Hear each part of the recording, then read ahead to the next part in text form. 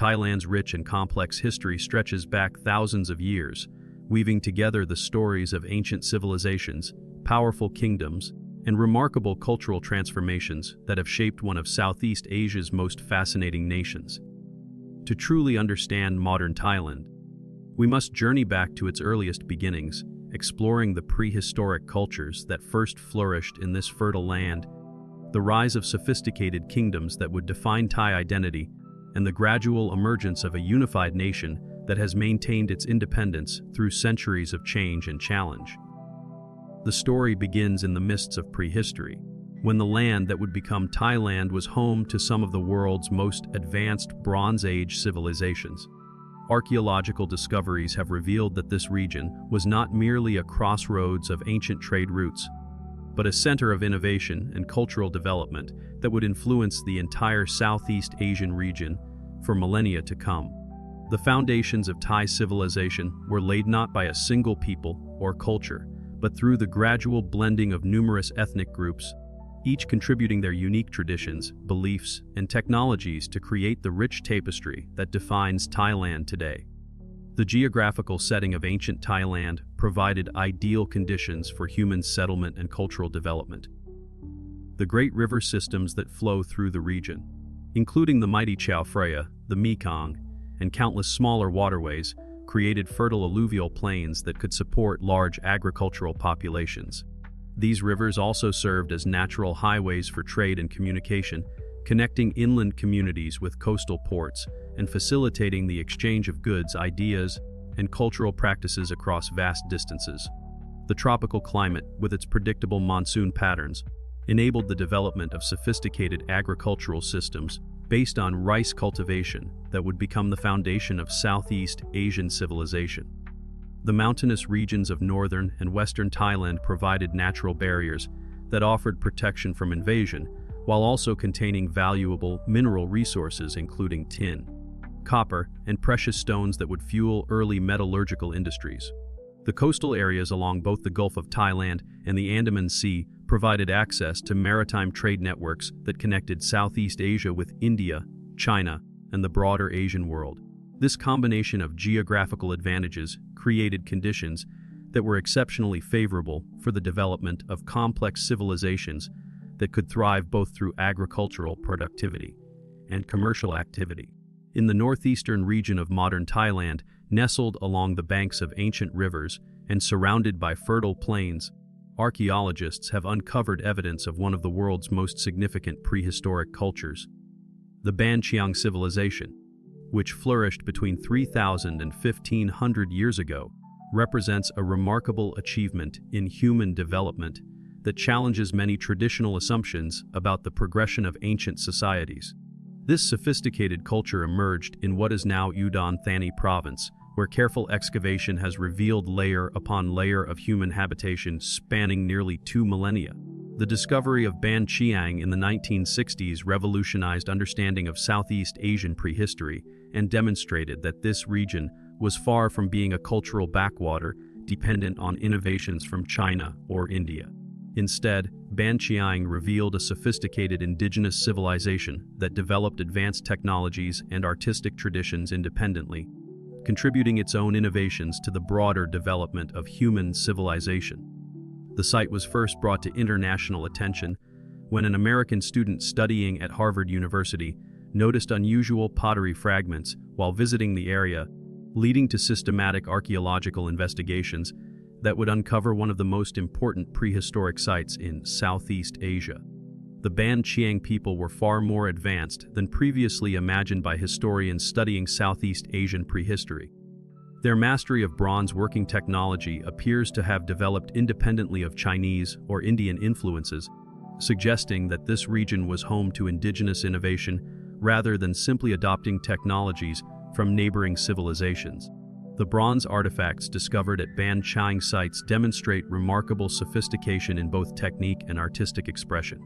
Elaborate bronze bracelets, bells, spearheads, and axes show not only functional design, but also aesthetic sensibilities that speak to a culture that valued beauty alongside utility. The metallurgical techniques employed by Ban Chiang craftsmen reveal deep understanding of the properties of different metals and alloys. Analysis of bronze artifacts shows that these ancient metalworkers experimented with various combinations of copper, tin, and other metals to achieve different properties in their finished products. Weapons and tools were made with harder alloys that could maintain sharp edges, while decorative objects were crafted from softer alloys that could be more easily worked into intricate designs. This sophisticated understanding of metallurgy required not only technical knowledge, but also access to raw materials from diverse geographical sources, indicating extensive trade networks that connected Ban Chiang with distant regions. Perhaps even more remarkable than their metalworking skills was the Ban Chiang people's development of distinctive pottery traditions that would influence ceramic arts throughout Southeast Asia. The characteristic red, painted pottery of Ban Chiang, with its swirling geometric patterns and sophisticated firing techniques, represents one of the earliest examples of decorative ceramic art in the region. These vessels were not merely functional containers, but artistic expressions that likely held deep cultural and possibly religious significance for their creators. The patterns found on Ban Chiang pottery suggest a complex symbolic language that may have conveyed information about social status, religious beliefs, or cultural identity. The ceramic technology of Ban Chiang demonstrates remarkable innovation in both technical and artistic aspects. The potters developed sophisticated firing techniques that achieved consistent results and enabled the creation of vessels with thin walls and elegant proportions. The distinctive red, on buff painted decoration that characterizes Ban Chiang pottery required careful control of firing temperatures and atmospheric conditions to achieve the desired colors and patterns.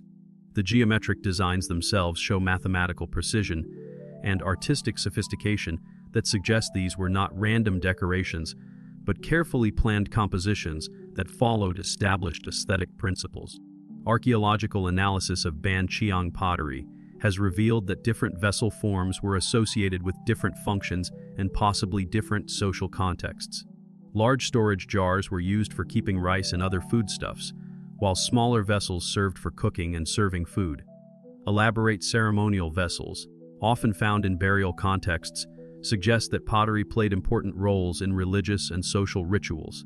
The distribution of different pottery styles across the site indicates that ceramic production was organized, and that certain potters may have specialized in creating particular types of vessels for specific purposes. The agricultural practices of the Ban Chiang civilization reveal another layer of their sophisticated understanding of their environment. Evidence suggests they practiced wet rice cultivation, developing irrigation systems and agricultural techniques that would become fundamental to Southeast Asian civilization. This agricultural foundation supported relatively large settled populations and allowed for the specialization of labor that enabled their advances in metallurgy and ceramic arts. The ability to produce agricultural surpluses also facilitated trade relationships with neighboring regions, as evidenced by the discovery of materials and artifacts that originated far from the Ban Chiang heartland. The development of wet rice agriculture at Ban Chiang represents one of the most significant innovations in Southeast Asian prehistory.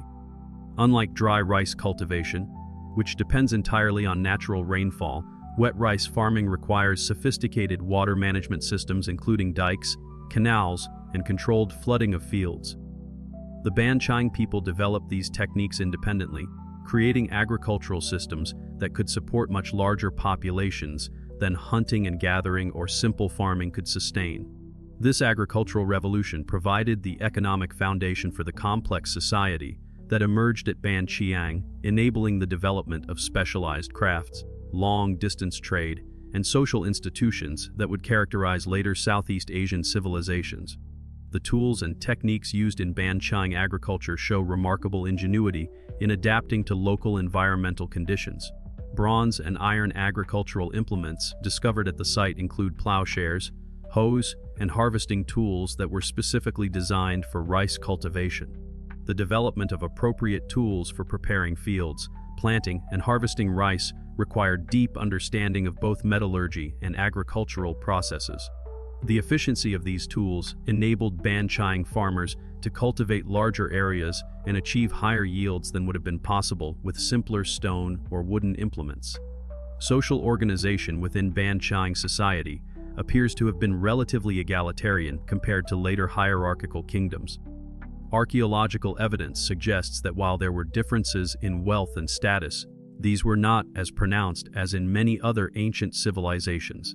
Burial practices reveal that both men and women were interred with bronze and ceramic grave goods, indicating that status and respect were accorded to individuals regardless of gender. This pattern of relative social equality would influence later Thai cultural development and may help explain certain characteristics of traditional Thai society that distinguished it from more rigidly hierarchical neighboring cultures. The burial practices at Ban Chiang provide fascinating insights into the social structure and beliefs of this ancient civilization. The dead were typically buried in extended position within the settlement area, often accompanied by pottery vessels, bronze ornaments, and other grave goods that suggest beliefs about afterlife and the continued needs of the deceased.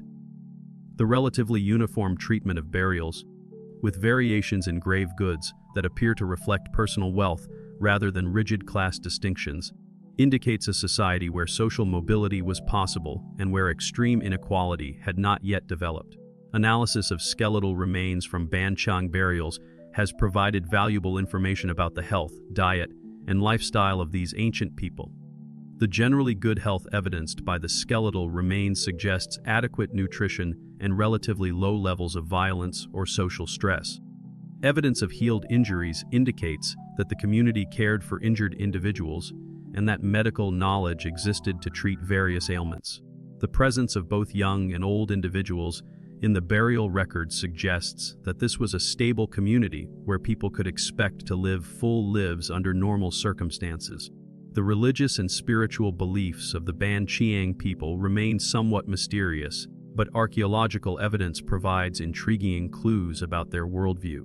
The careful arrangement of grave goods, the symbolic patterns on pottery, and the apparent reverence for certain natural features suggest a complex spiritual system that likely incorporated ancestor worship, animistic beliefs about the natural world, and possibly early forms of the agricultural fertility cults that would later influence Buddhist and Hindu practices in the region. These early spiritual traditions would form an important substrate for the later adoption of Buddhism and other religious systems that came to define Thai culture. The symbolic systems evident in Ban Chiang art and material culture suggest sophisticated conceptual frameworks for understanding the relationship between human society and the natural world. The geometric patterns found on pottery and bronze objects may have served as more than mere decoration, possibly functioning as symbolic representations of cosmological concepts or spiritual beliefs. The careful placement of objects in burials and the apparent ritual significance of certain artifact types indicate that the Ban Chiang people developed complex ceremonial practices that helped to maintain social cohesion and cultural continuity across generations. Evidence for religious or ceremonial activities at Ban Chiang includes special deposits of artifacts that appear to have been deliberately placed rather than simply discarded. These ritual deposits often contain combinations of pottery, bronze objects, and other materials that may have been offerings to spirits or ancestors. The consistent patterns in these deposits across different time periods suggest that Ban Chiang maintained stable religious traditions over many centuries, providing cultural continuity that helped to preserve their distinctive civilization. As the Ban Chiang civilization gradually evolved and eventually declined around 1500 years ago, other cultures were already establishing themselves in different regions of what would become Thailand. The transition from the Bronze Age to the Iron Age brought new technologies and new peoples into the region, setting the stage for the next phase of cultural development. The knowledge and traditions established by the Ban Chiang people did not disappear, but were absorbed and transformed by subsequent cultures, contributing to the continuous thread of cultural development that connects prehistoric Thailand to the modern nation. The decline of Ban Chiang appears to have been gradual rather than sudden, possibly related to environmental changes, population pressure, or the emergence of competing centers of power in other regions. As iron technology became more widespread, the advantages that had made Ban Chiang a center of bronze production may have diminished. At the same time, changing trade patterns and the rise of new political entities in neighboring areas may have reduced Ban Chiang's importance as a commercial center. However, the cultural innovations developed at Ban Chiang continue to influence later civilizations throughout Southeast Asia. The legacy of Ban Chiang extends far beyond its immediate geographical boundaries and historical period. The sophisticated bronze working techniques developed by these ancient people influenced metallurgical traditions throughout Southeast Asia. Their agricultural innovations laid the groundwork for the rice cultivation systems that would support much larger populations in later centuries. Most importantly, their cultural achievements demonstrated that the Southeast Asian region was capable of independent innovation and cultural development, establishing a pattern of indigenous creativity that would characterize Thai civilization throughout its long history. The artistic traditions established at Ban Chiang can be traced through later Southeast Asian cultures, appearing in modified forms in the decorative arts of subsequent civilizations. The geometric patterns and symbolic motifs that characterized Ban Chiang pottery influenced ceramic traditions throughout the region for centuries after the original culture had disappeared. The sophisticated understanding of color, form, and symbolic meaning that Ban Chiang artists achieved became part of the broader Southeast Asian aesthetic tradition that would eventually contribute to the distinctive artistic styles of classical Thai civilization. Moving forward in time from the prehistoric foundations established by cultures like Ban Chiang, we encounter the emergence of the first historically documented kingdoms in the Thai region. These early political entities arose during a period of great cultural transformation, as new peoples migrated into the area, bringing with them different languages, technologies, and social systems. The interaction between these newcomers and the established populations created a dynamic cultural environment that would foster the development of increasingly sophisticated political and social structures. The period between the decline of prehistoric cultures like Ban Chiang and the emergence of historically documented kingdoms represents a crucial transitional era in Southeast Asian development. During these centuries, the region experienced significant demographic changes as various ethnic groups migrated into different areas, bringing with them new languages, technologies, and cultural practices. These migrations were not sudden invasions, but gradual movements of peoples seeking new opportunities or fleeing political pressures in their original homelands. The interaction between these migrating groups and established populations created complex cultural syntheses that would form the foundations for later civilizations. The Mon people represent one of the most significant early influences on Thai civilization. Migrating from regions that are now Myanmar and establishing kingdoms throughout central and western Thailand, the Mon brought with them advanced knowledge of statecraft, architecture, and most importantly, Buddhism. The Mon kingdoms, particularly those centered around what are now Nakhon Pathom and Lopburi, became centers of Buddhist learning and culture that would profoundly influence all subsequent development in the region. The Mon script became the foundation for later Thai writing systems, while Mon architectural techniques influenced the design of temples and palaces throughout Thailand. The Mon migration into central Thailand represents one of the most important cultural movements in Southeast Asian history. These people brought with them not only advanced political and social institutions, but also sophisticated religious and intellectual traditions that would transform the cultural landscape of the region. The Mon had already been exposed to Indian civilization through their earlier homeland in Myanmar, where they had absorbed Hindu and Buddhist influences and developed their own distinctive synthesis of these traditions with indigenous beliefs and practices. The political systems established by Mon kingdoms in Thailand demonstrated sophisticated understanding of statecraft and administration that went far beyond the simpler tribal organizations that had previously characterized the region. Mon rulers established elaborate court systems with complex hierarchies of officials responsible for different aspects of government, including taxation, military affairs, religious activities, and public works. These administrative systems required literate bureaucracies that could maintain records, communicate across distances, and implement royal policies effectively. The development of these governmental institutions marked a crucial step in the evolution toward the more complex state systems that would characterize later Thai kingdoms. The Mon script became one of the most important cultural innovations introduced into Thailand during this period. Based on scripts derived from ancient India but adapted to the specific phonetic requirements of Mon language, this writing system enabled the recording of laws, religious texts, historical chronicles, and literary works that would preserve Mon culture and facilitate its transmission to later generations. The Mon script also provided the foundation for later Thai writing systems, demonstrating the continuing influence of Mon cultural innovations long after Mon political power had declined. The Dvaravati period, roughly spanning from the 6th to the 11th centuries, represents the first major flowering of Buddhist civilization in Thailand. The Dvaravati kingdoms, primarily Mon in character but incorporating diverse ethnic elements, established a network of city-states across central Thailand that served as centers of trade, learning, and religious practice. These kingdoms were not unified under a single ruler, but rather formed a loose confederation of related political entities that shared cultural and religious traditions while maintaining their individual autonomy. The term Dvaravati itself derives from ancient Indian sources and reflects the deep connections between these Thai kingdoms and broader currents of Indian civilization. However, the Dvaravati kingdoms were not mere colonial extensions of Indian power, but represented sophisticated adaptations of Indian cultural models to local conditions and indigenous traditions. The rulers of Dvaravati cities developed their own distinctive approaches to governance, religious practice, and artistic expression that synthesized Indian influences with established Southeast Asian traditions. The political organization of Dvaravati kingdoms reflected a careful balance between central authority and local autonomy that would become characteristic of later Thai political systems.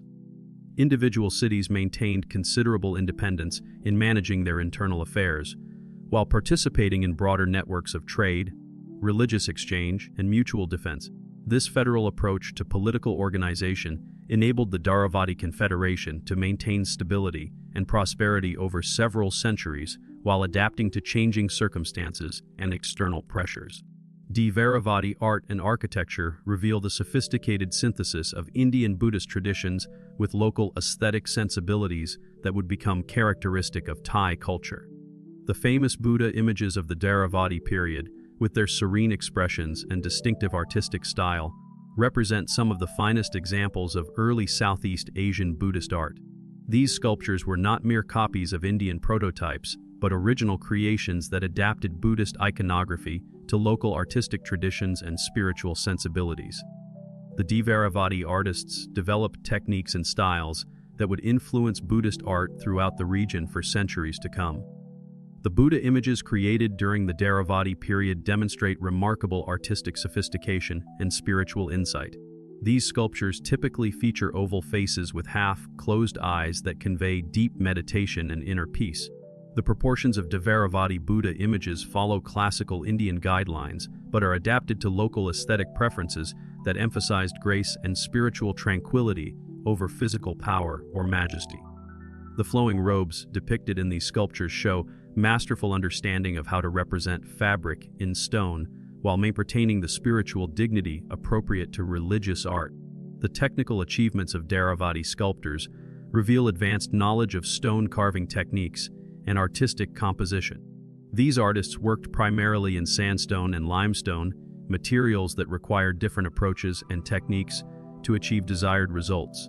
The ability to create large-scale sculptures with fine details and smooth finishes demonstrates sophisticated tool-making and craftsmanship that represented the culmination of centuries of artistic development. The consistent quality of Dvaravati sculpture across different sites and time periods indicates the existence of established artistic schools and training systems that maintained high standards of workmanship.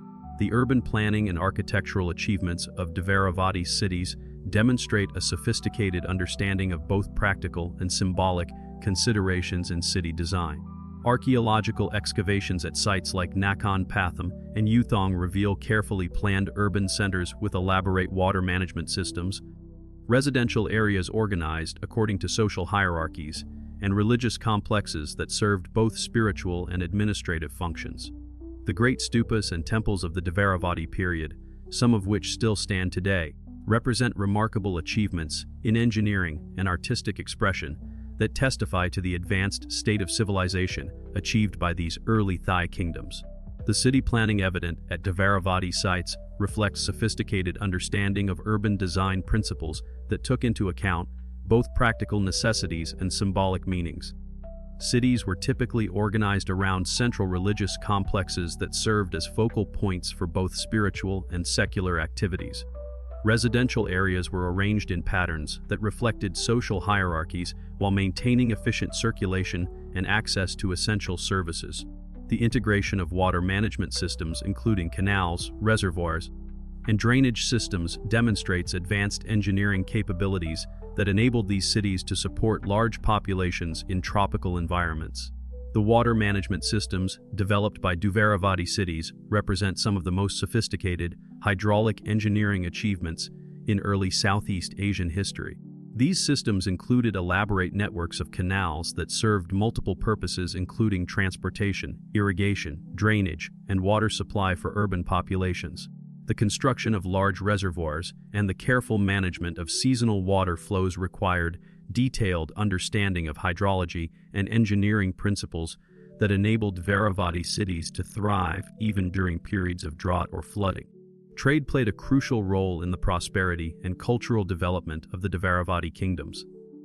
Located along important trade routes connecting India with China, these cities became wealthy centers of commerce that attracted merchants, scholars, and craftsmen from throughout Asia. The cosmopolitan character of Dvaravati cities is evident in the diverse array of artifacts discovered at archaeological sites, including Chinese ceramics, Indian textiles, and locally produced goods that show influences from multiple cultural traditions. This international trade not only brought material prosperity, but also facilitated the exchange of ideas, technologies, and artistic influences that enriched local culture. The commercial networks that connected Dvaravati cities with the broader Asian world were remarkably extensive and sophisticated. Archaeological evidence indicates that Dvaravati merchants traded with partners in India, China, the Middle East, and throughout Southeast Asia. The goods that flowed through these trade networks included not only luxury items like silk, spices, and precious stones, but also everyday commodities like ceramics, metals, and agricultural products that sustained the economic foundations of Dvaravati civilization. The role of Dvaravati cities as commercial centers required the development of sophisticated financial and legal institutions that could facilitate complex transactions across cultural and linguistic boundaries. Evidence suggests that Dvaravati merchants developed standardized weights and measures, established credit systems, and created legal frameworks for resolving commercial disputes. These institutional innovations enabled Dvaravati cities to serve as trusted intermediaries in long-distance trade networks that spanned continents.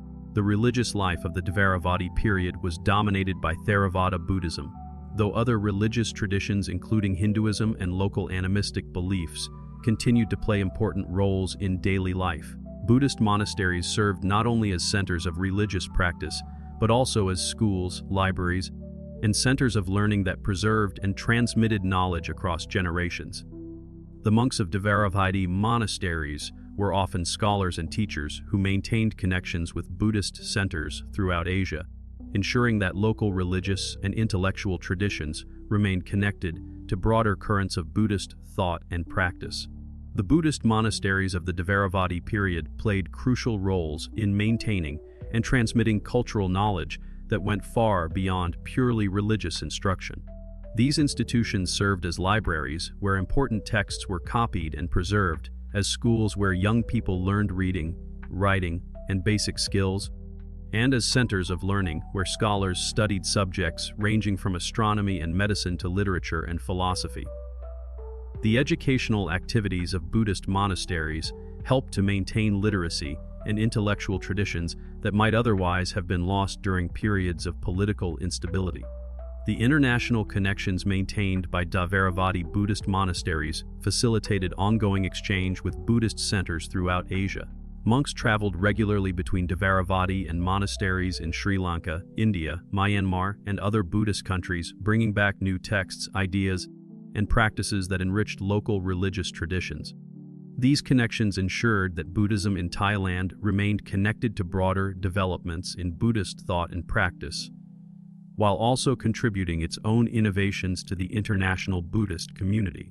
While the Mon-dominated Dvaravati kingdoms flourished in central Thailand, other important cultural developments were occurring in different regions of the country. In the northeast, Khmer influence from the powerful Angkor Empire was establishing itself through a series of magnificent temple complexes and administrative centers. The Khmer brought with them advanced knowledge of hydraulic engineering, monumental architecture, and Hindu, Buddhist religious traditions that would leave lasting marks on Thai culture. The great temple complexes of Phai, Phanom Rung, and dozens of other sites throughout northeastern Thailand stand as testaments to the sophisticated civilization that the Khmer established in this region. The expansion of Khmer influence into what is now Thailand represents one of the most significant cultural and political developments in Southeast Asian history.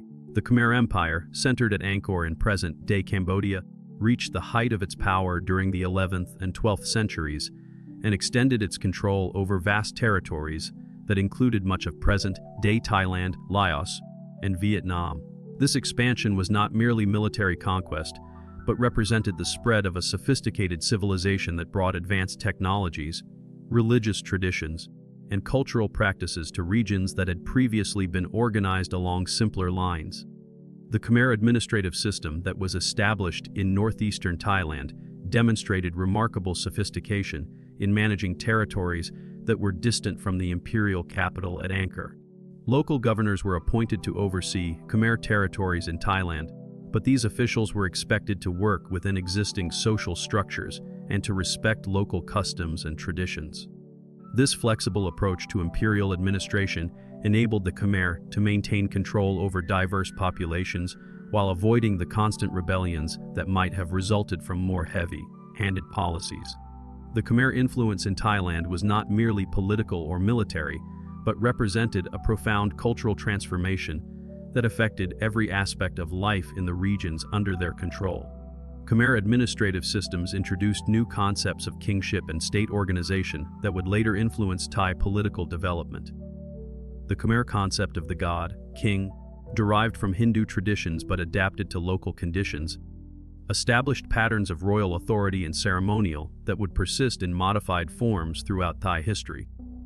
The elaborate court rituals, architectural symbolism, and artistic traditions introduced by the Khmer became integral parts of Thai royal culture.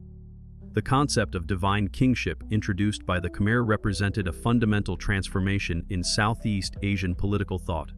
Unlike earlier political systems that had been based primarily on personal relationships and military prowess, the Khmer system invested rulers with sacred authority derived from Hindu concepts of divine monarchy. This transformation required the development of elaborate ceremonial systems, religious justifications for royal power, and institutional structures that could maintain the sacred character of monarchy across generations. The architectural achievements of the Khmer period in Thailand represent some of the finest examples of classical Southeast Asian art and architecture. The temple complex at Phai, built during the 11th and 12th centuries, demonstrates the sophisticated understanding of architectural principles and symbolic meaning that characterized Khmer civilization. The precise astronomical alignments of these temples, their elaborate sculptural decorations, and their integration with surrounding landscape features reveal a worldview that saw architecture as a means of connecting earthly and divine realms.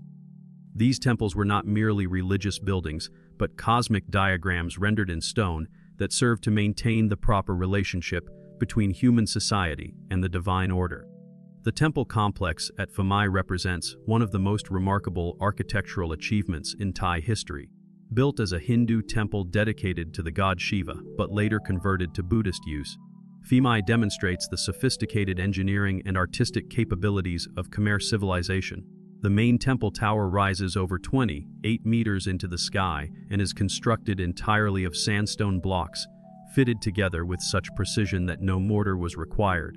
The complex geometric proportions of the structure follow principles derived from Hindu cosmology that were intended to create a sacred space that reflected the structure of the universe itself. The sculptural decorations at Phamai and other Khmer temples in Thailand represent some of the finest achievements in Southeast Asian art. The intricate stone carvings that cover virtually every surface of these temples depict scenes from Hindu and Buddhist mythology, historical events, and daily life in ways that combine religious instruction with artistic excellence. The technical mastery displayed in these sculptures, which were carved directly into the sandstone blocks of the temples, required years of training and exceptional skill that could only have been developed within established artistic traditions. The sculptural arts of the Khmer period in Thailand reached extraordinary heights of achievement, producing works that rank among the masterpieces of world art. The stone carvings at Khmer temples throughout Thailand display technical mastery and artistic sensitivity that speak to highly developed aesthetic traditions.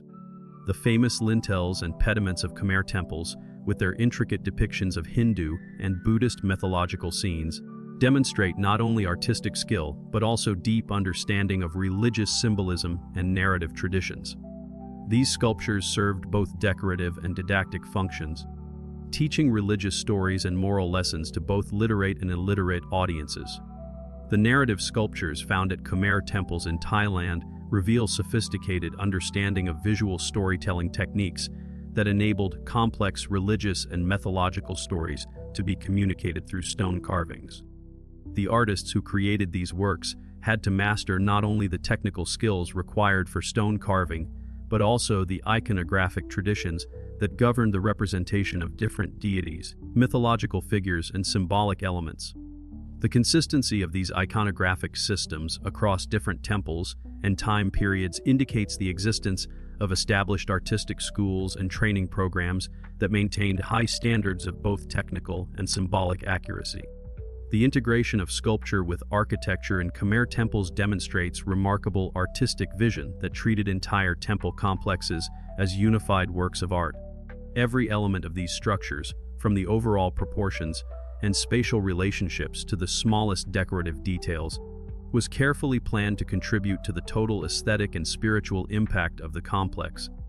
This holistic approach to architectural design required coordination between architects, engineers, sculptors, and other craftsmen that could only have been achieved within highly organized and sophisticated cultural institutions. As the Khmer Empire reached its zenith and then began to decline during the 13th century, new political and cultural forces were emerging that would fundamentally transform the character of civilization in Thailand. The gradual migration of Thai-speaking peoples from the north, combined with the weakening of both Mon and Khmer political control, created opportunities for the emergence of new political entities that would eventually coalesce into the first truly Thai kingdoms. This transition period was marked by cultural synthesis as Thai newcomers adopted and adapted the sophisticated civilizations they encountered while contributing their own traditions and innovations to the cultural mix. The migration of Thai-speaking peoples into what is now Thailand represents one of the most significant demographic and cultural movements in Southeast Asian history. These peoples, who originated in regions that are now southern China and northern Vietnam, began moving southward during the early centuries of the second millennium, seeking new lands and opportunities in the fertile river valleys of Southeast Asia. This migration was not a single massive movement, but rather a gradual process that took place over several centuries and involved multiple groups with related but distinct cultural traditions. The Thai-speaking migrants brought with them their own languages, social customs, religious beliefs, and political traditions that would eventually blend with existing Mon, Khmer, and other cultural elements to create the distinctive civilization that we recognize as Thai.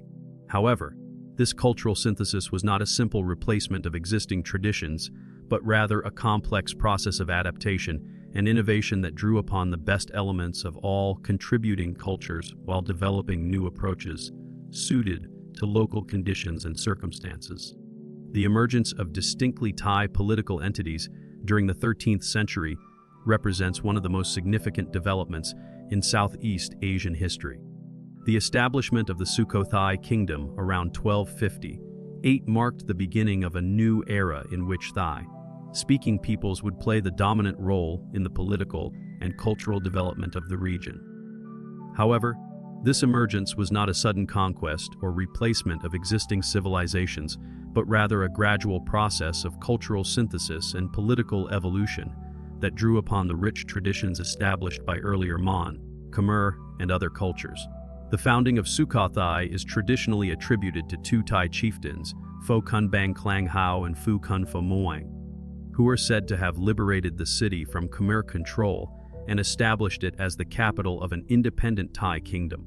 While the historical details of this founding remain somewhat unclear, archaeological and inscriptional evidence confirms that Sukhothai emerged as a significant political center during the mid-13th century and rapidly developed into one of the most important kingdoms in Southeast Asia. The success of Sukhothai lay not only in its military prowess, but also in its ability to synthesize the best elements of existing civilizations while developing distinctly Thai innovations in politics, religion, and culture. The strategic location of Sukhothai contributed significantly to its rapid rise to prominence in the 13th century. Situated in the upper Chao Phraya River Valley, Sukhothai controlled important trade routes that connected the northern regions with central Thailand and the sea. This geographic advantage enabled the kingdom to prosper through commercial activities while also providing the resources necessary to support military forces and cultural institutions. The fertile agricultural lands surrounding Sukhothai could support large populations, while the kingdom's position along trade routes brought wealth and cultural influences from throughout Asia. Under its most famous ruler, King Ramkhamhaeng, who reigned from approximately 1279 to 1298, Sukhothai reached the height of its power and cultural achievement. Ramkhamhaeng is credited with numerous innovations that would have lasting impact on Thai civilization, most notably the development of the Thai script and the establishment of political and social systems that balanced royal authority with considerable personal freedom for ordinary citizens. The famous inscription attributed to Ramkhamhaeng, discovered in 1833 and considered one of the most important historical documents in Thai history, provides a remarkable window into the values and achievements of early Thai civilization. King Ramkhamhaeng emerges from historical sources as one of the most remarkable rulers in Southeast Asian history, a leader who combined military prowess with cultural vision and administrative skill. Under his leadership, Sukhothai expanded from a small state to control territories that extended from the Mekong River in the east to the mountains of Myanmar in the west. This expansion was achieved not merely through conquest, but through diplomatic skill and the establishment of tributary relationships that allowed local rulers to maintain autonomy while acknowledging Sukhothai's supremacy. The military innovations introduced during Ramkhamhaeng's reign contributed significantly to Sukhothai's expansion and success. The Thai warriors of this period were renowned throughout Southeast Asia for their skill in warfare and their effective use of new technologies, including improved metallurgy for weapons and the adoption of new military tactics suited to the terrain and conditions of the region. The success of Sukhothai's military forces was based not only on superior equipment and tactics, but also on the loyalty and motivation of soldiers who fought for a kingdom that offered them opportunities for advancement and prosperity. The Ramkhamhaeng inscription describes a kingdom characterized by prosperity, justice, and religious tolerance that stood in marked contrast to the more hierarchical and rigid systems of neighboring empires. According to the inscription, Sukhothai was a land where there are fish in the water and rice in the fields, where the king was accessible to his subjects, and where different religious traditions coexisted peacefully. While modern historians debate the complete accuracy of this idealized description, there is considerable evidence that Sukhothai did indeed develop political and social systems that were more flexible and egalitarian than those of contemporary kingdoms in the region. The famous phrase, "There are fish in the water and rice in the fields," has become one of the most celebrated expressions in Thai literature and political thought. This simple statement encapsulates an ideal of prosperity and abundance that would become central to Thai concepts of good governance and social well-being. The image suggests a land where natural resources are abundant and accessible to all people, where the basic necessities of life are readily available, and where government policies support rather than hinder the prosperity of ordinary citizens. The political philosophy, reflected in the Rankamang inscription, emphasizes the importance of royal accessibility and responsiveness to the needs of subjects. The inscription describes how the king would personally hear the complaints and requests of his people, sitting beneath a tree near the palace gate where anyone could approach him directly. This image of accessible monarchy became an important element in Thai political ideology, establishing expectations that rulers should be available to their subjects and responsive to their needs rather than distant and unapproachable. The development of the Thai script under Ramkhamhaeng represents one of the most significant cultural achievements of the Sukhothai period. Drawing upon Mon and Khmer scripts but adapting them to the specific phonetic requirements of the Thai language, the Sukhothai script became the foundation for all subsequent Thai writing systems. This innovation was not merely technical, but had profound cultural implications, as it enabled the recording of Thai literature, laws, and religious texts in the vernacular language rather than in Pali or Sanskrit. The democratization of literacy that resulted from having a script suited to the spoken language helped to strengthen Thai cultural identity and facilitated the development of a distinctly Thai literary tradition. The creation of the Thai script represents one of the most important intellectual achievements in Southeast Asian history. The development of a writing system that could accurately represent the tones and phonetic complexities of the Thai language required sophisticated understanding of both linguistic principles and existing writing traditions. The script that emerged from this process was not merely an adaptation of existing systems, but an original creation that solved specific problems related to representing Thai sounds and grammar in written form. The cultural impact of developing a Thai script extended far beyond the purely practical advantages of having a writing system suited to the local language. The ability to record Thai literature, laws, and religious texts in the vernacular language helped to establish Thai as a language of learning and culture, rather than merely a spoken tongue for everyday communication. This development contributed to the emergence of a distinctive Thai cultural identity that could express itself through written literature, legal codes, and religious texts that reflected specifically Thai values and perspectives. Religious developments during the Sukhothai period were equally significant in shaping Thai cultural identity. While Theravada Buddhism had been present in the region for centuries, it was during the Sukhothai period that it became firmly established as the dominant religious tradition of Thai civilization. King Rankamang and his successors actively promoted Buddhism, inviting learned monks from Sri Lanka and other Buddhist centers to establish monasteries and schools in Sukhothai. At the same time, they maintained tolerance for other religious traditions, including the Hindu and animistic beliefs that continued to play important roles in popular culture. The establishment of Theravada Buddhism as the dominant religious tradition in Sukhothai represented a crucial development in Thai cultural history. Theravada Buddhism, with its emphasis on individual spiritual development and its sophisticated philosophical traditions, provided intellectual and spiritual frameworks that would profoundly influence Thai thought and culture for centuries to come. The adoption of this form of Buddhism also connected Thailand with a broader international community of Buddhist nations that included Sri Lanka, Myanmar, and other Southeast Asian countries. The Buddhist monasteries established during the Sukhothai period served multiple functions that extended far beyond purely religious activities. These institutions became centers of learning where monks and laypeople could study not only Buddhist doctrine, but also subjects like literature, medicine, astronomy, and law. The monasteries also served as social welfare institutions that provided assistance to the poor, care for the sick, and support for travelers. This multifaceted role of Buddhist institutions helped to integrate religious and secular aspects of life in ways that would become characteristic of Thai civilization. The Buddhist art and architecture of the Sukhothai period represent the first flowering of distinctly Thai aesthetic traditions. The famous Buddha images of Sukhothai, with their graceful proportions, serene expressions, and innovative artistic techniques, established stylistic traditions that would influence Thai Buddhist art for centuries to come.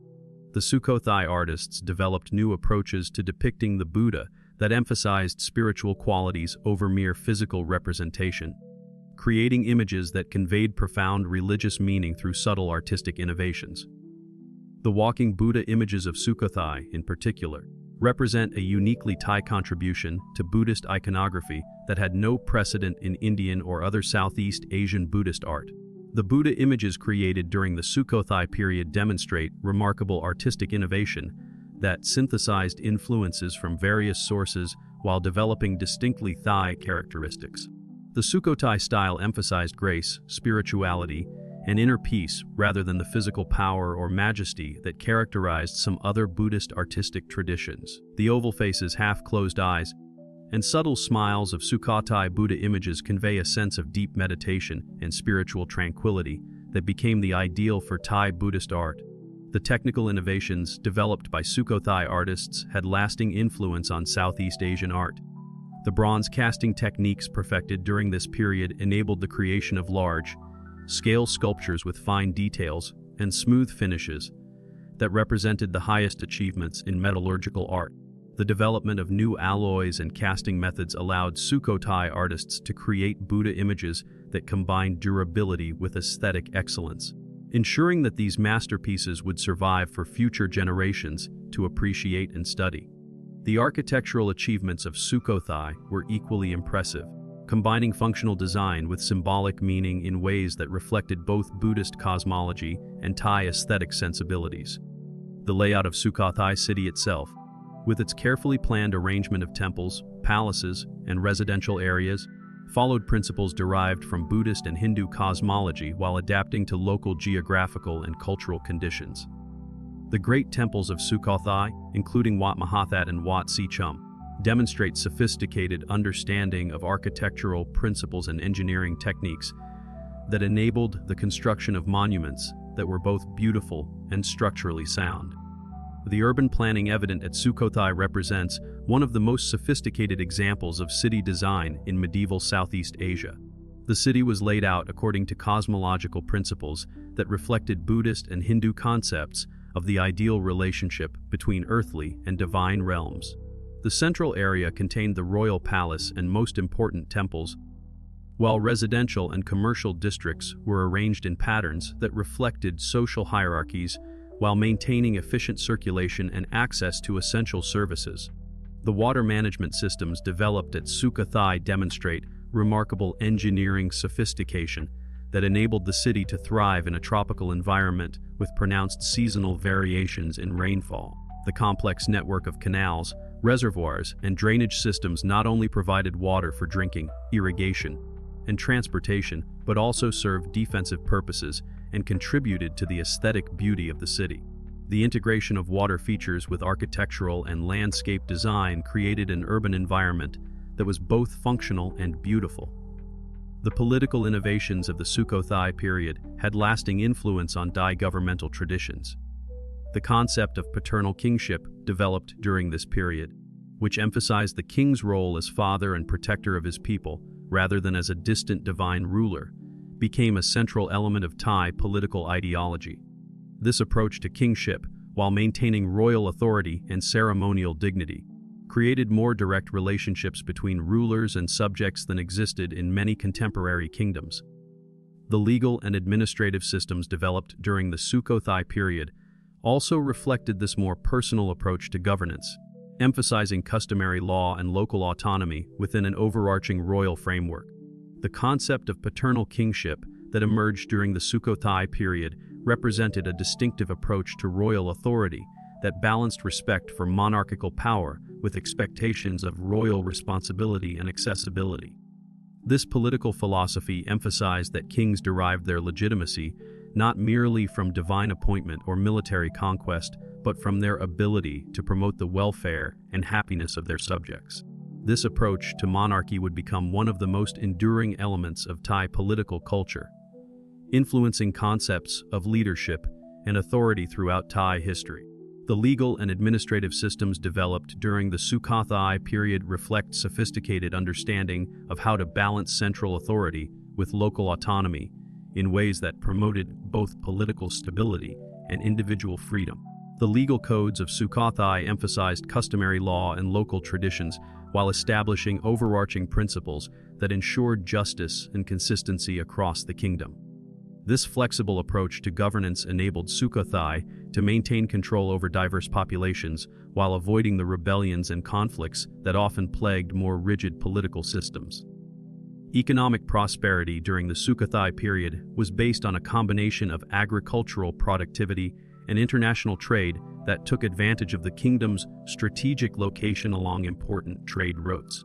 The fertile plains surrounding Sukhothai supported intensive rice cultivation that provided the agricultural surplus necessary to support urban populations and specialized crafts. At the same time, Sukhothai's position along trade routes connecting China with India and the Middle East brought wealth through commercial activities and enabled cultural exchange that enriched local traditions. The famous Sukhothai ceramics, which were exported throughout Southeast Asia, demonstrate the high level of craftsmanship achieved by local artisans and the kingdom's integration into regional trade networks. The agricultural systems developed during the Sukhothai period laid the foundation for the economic prosperity that enabled the kingdom's cultural and political achievements. The intensive rice cultivation practiced in the fertile plains around Sukhothai required sophisticated irrigation systems and agricultural techniques that maximized productivity while maintaining soil fertility. The success of these agricultural systems enabled Sukhothai to support larger urban populations than had been possible in earlier periods, while also generating the surplus wealth necessary to fund military forces, religious institutions, and cultural activities. The craft industries that flourished during the Sukhothai period demonstrate the high level of technical skill and artistic sophistication achieved by Thai artisans. The famous Sukhothai ceramics, with their distinctive glazes and elegant forms, were prized throughout Southeast Asia and beyond. The production of these ceramics required not only artistic skill, but also sophisticated understanding of clay preparation, firing techniques, and glaze chemistry that represented the culmination of centuries of ceramic tradition. The success of Sukhothai ceramics in international markets contributed significantly to the kingdom's prosperity, while also spreading knowledge of Thai artistic achievements throughout the region.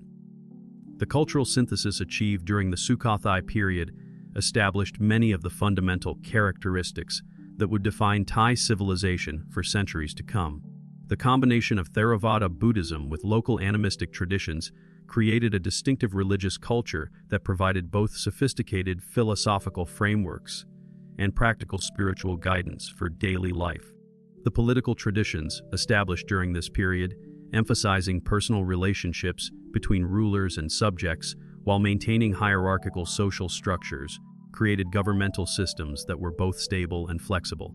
Most importantly, the Sukhothai period saw the emergence of a distinctly Thai cultural identity that drew upon diverse sources while maintaining its own unique character. The synthesis of different cultural traditions achieved during the Sukhothai period represents one of the most successful examples of cultural integration in world history. Rather than simply adopting foreign traditions or rejecting outside influences, the Thai people of this period developed approaches to cultural borrowing that enabled them to incorporate useful elements from other civilizations while maintaining their own distinctive identity.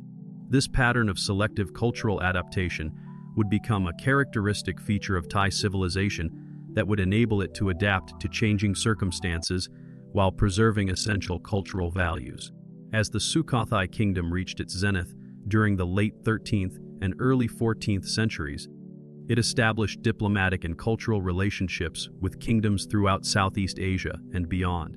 These international connections brought new ideas and influences into Thai culture, while also spreading Thai innovations to other regions. The reputation of Sukhothai for just governance and cultural achievement attracted scholars, artists, and merchants from throughout Asia, creating a cosmopolitan environment that fostered continued cultural development and innovation. However, even as Sukhothai flourished, new challenges and opportunities were emerging that would eventually lead to its decline and the rise of new centers of Thai power. The changing patterns of international trade, the emergence of new political entities in neighboring regions, and internal developments within Thai society were all contributing to transformations that would reshape the political and cultural landscape of Southeast Asia. The legacy of Sukhothai would endure, but the center of Thai civilization was destined to shift to new locations, where even greater achievements awaited.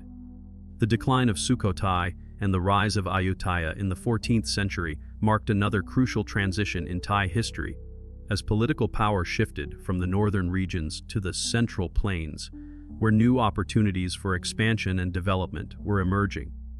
This transition would bring new challenges and opportunities that would test the resilience and adaptability of Thai civilization while setting the stage for even greater achievements in the centuries to come. The emergence of the Ayutthaya kingdom in the mid-14th century represents one of the most significant developments in Thai history, marking the beginning of a new era that would see Thai civilization reach unprecedented heights of political power, economic prosperity, and cultural achievement. Founded around 1350 by King Yuthong, who took the royal name Ramathabodhi I, Ayutthaya was strategically positioned at the confluence of three rivers in the fertile Chao Phraya Delta, a location that would prove crucial to its eventual dominance over much of Southeast Asia. The choice of location for the new capital demonstrated remarkable strategic foresight, as the site offered numerous advantages that would contribute to Ayutthaya's eventual success. The convergence of the Chao Phraya, Lopburi, and Pasak rivers created a natural transportation hub that facilitated both domestic commerce and international trade, while the surrounding fertile plains provided abundant agricultural resources to support a growing population. The river system also offered natural defensive advantages, as the city could be protected by water barriers that made it difficult for enemies to approach, while simultaneously providing easy access for friendly traders and diplomatic missions.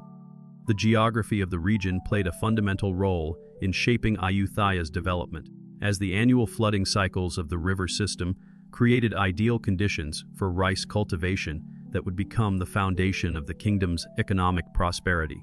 The rich alluvial soil deposited by these floods supported intensive agriculture that could feed not only the local population, but also generate substantial surpluses for trade and taxation. This agricultural abundance freed significant portions of the population to engage in specialized crafts, commerce, and government service, creating the diverse economic base that would support Ayutthaya's rise to regional prominence.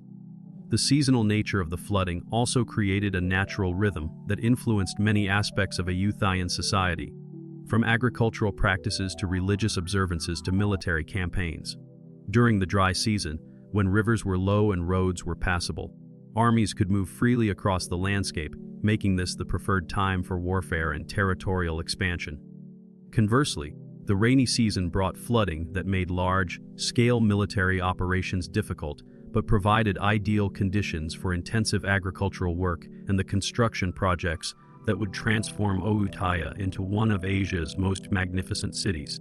King Yuthong's establishment of Ayutthaya was not merely the founding of another city-state, but rather the creation of a new model of Thai kingship and governance that would influence the region for centuries to come, drawing upon the political traditions of earlier Thai kingdoms while incorporating elements from Khmer administrative practices and Indian concepts of divine kingship. The early rulers of Ayutthaya developed a sophisticated system of government that balanced centralized authority with regional autonomy, creating a framework that could effectively govern territories far more extensive than any previous Thai kingdom had controlled. The political philosophy that emerged in early Ayutthaya represented a careful synthesis of practical governance needs with traditional concepts of royal legitimacy and divine authority. The king was understood to be not merely a political leader, but a semi-divine figure whose moral character and spiritual merit directly influenced the prosperity and stability of the entire kingdom. This concept, derived from Indian Buddhist and Hindu traditions but adapted to Thai circumstances, provided a powerful source of legitimacy for royal authority while also imposing significant moral and practical obligations on the monarch. The early administrative structure of Ayutthaya reflected this balance between divine authority and practical governance, as the king was assisted by a council of ministers who were responsible for different aspects of government administration. These ministers, typically drawn from noble families with proven records of service and competence, served as intermediaries between the royal court and the various provinces and dependencies that made up the kingdom. This system allowed for efficient administration of a large and diverse territory while maintaining clear lines of authority and accountability.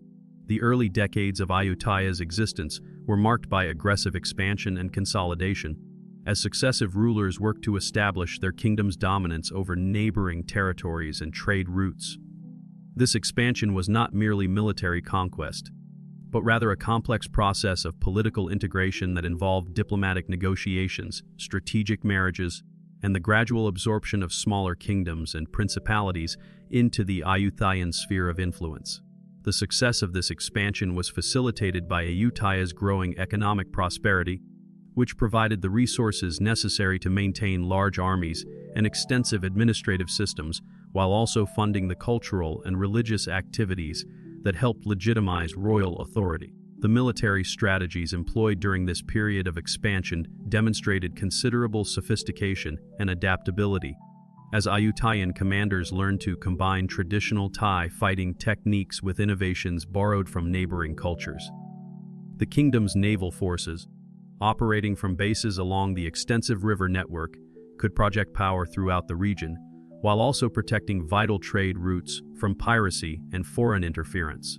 These naval capabilities were complemented by land forces that specialized in rapid movement and flexible tactics, allowing Ayutthayan armies to respond quickly to threats or opportunities across their expanding territory. The diplomatic aspects of Ayutthaya's expansion were equally important, as the kingdom's rulers demonstrated remarkable skill in managing relationships with both subordinate territories and neighboring powers. Rather than simply imposing direct rule over conquered territories, Ayutthayan administrators often allowed local rulers to maintain their positions and traditional privileges in exchange for loyalty, tribute, and military support. This flexible approach to governance created a complex but effective system that could accommodate diverse local traditions while maintaining overall unity and coherence. The economic foundations that supported this expansion were built upon Ayutthaya's strategic position in regional and international trade networks, but they also reflected the kingdom's success in developing its agricultural resources and promoting domestic commerce. The fertile Central Plains were systematically developed through irrigation projects and land reclamation efforts that increased rice production and supported population growth. This agricultural development was complemented by the growth of specialized crafts and manufacturing that produced goods for both domestic consumption and export trade.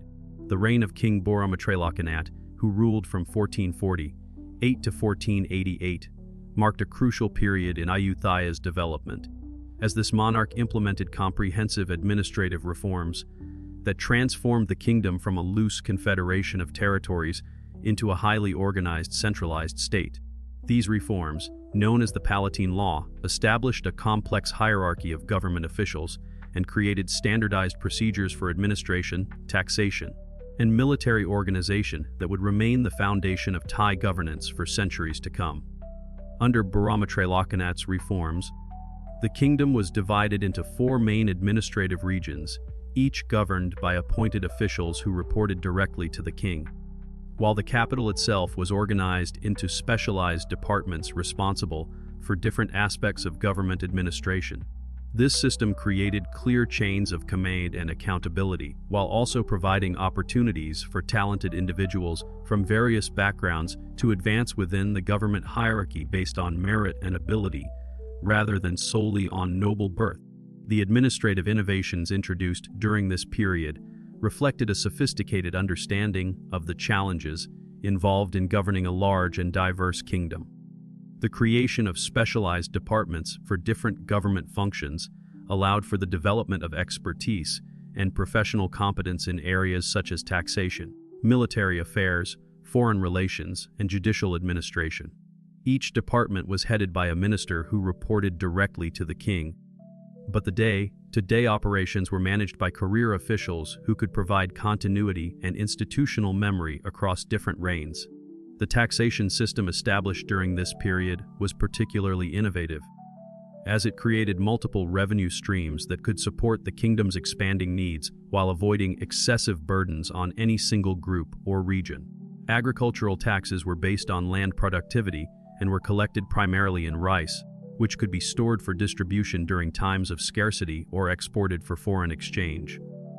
Commercial taxes were levied on trade activities, particularly the lucrative international commerce that flowed through Ayutthaya's ports and markets. Labor taxes required able-bodied men to provide service to the government for a specified number of days each year, contributing to public works projects and military service. The military reforms implemented during this period were equally significant, as they created a professional army that could effectively defend the kingdom's expanded territories, while also projecting power beyond its borders when necessary. The new military organization combined traditional Thai fighting techniques with innovations borrowed from other cultures, creating a formidable force that would enable Ayutthaya to maintain its independence and expand its influence throughout the region.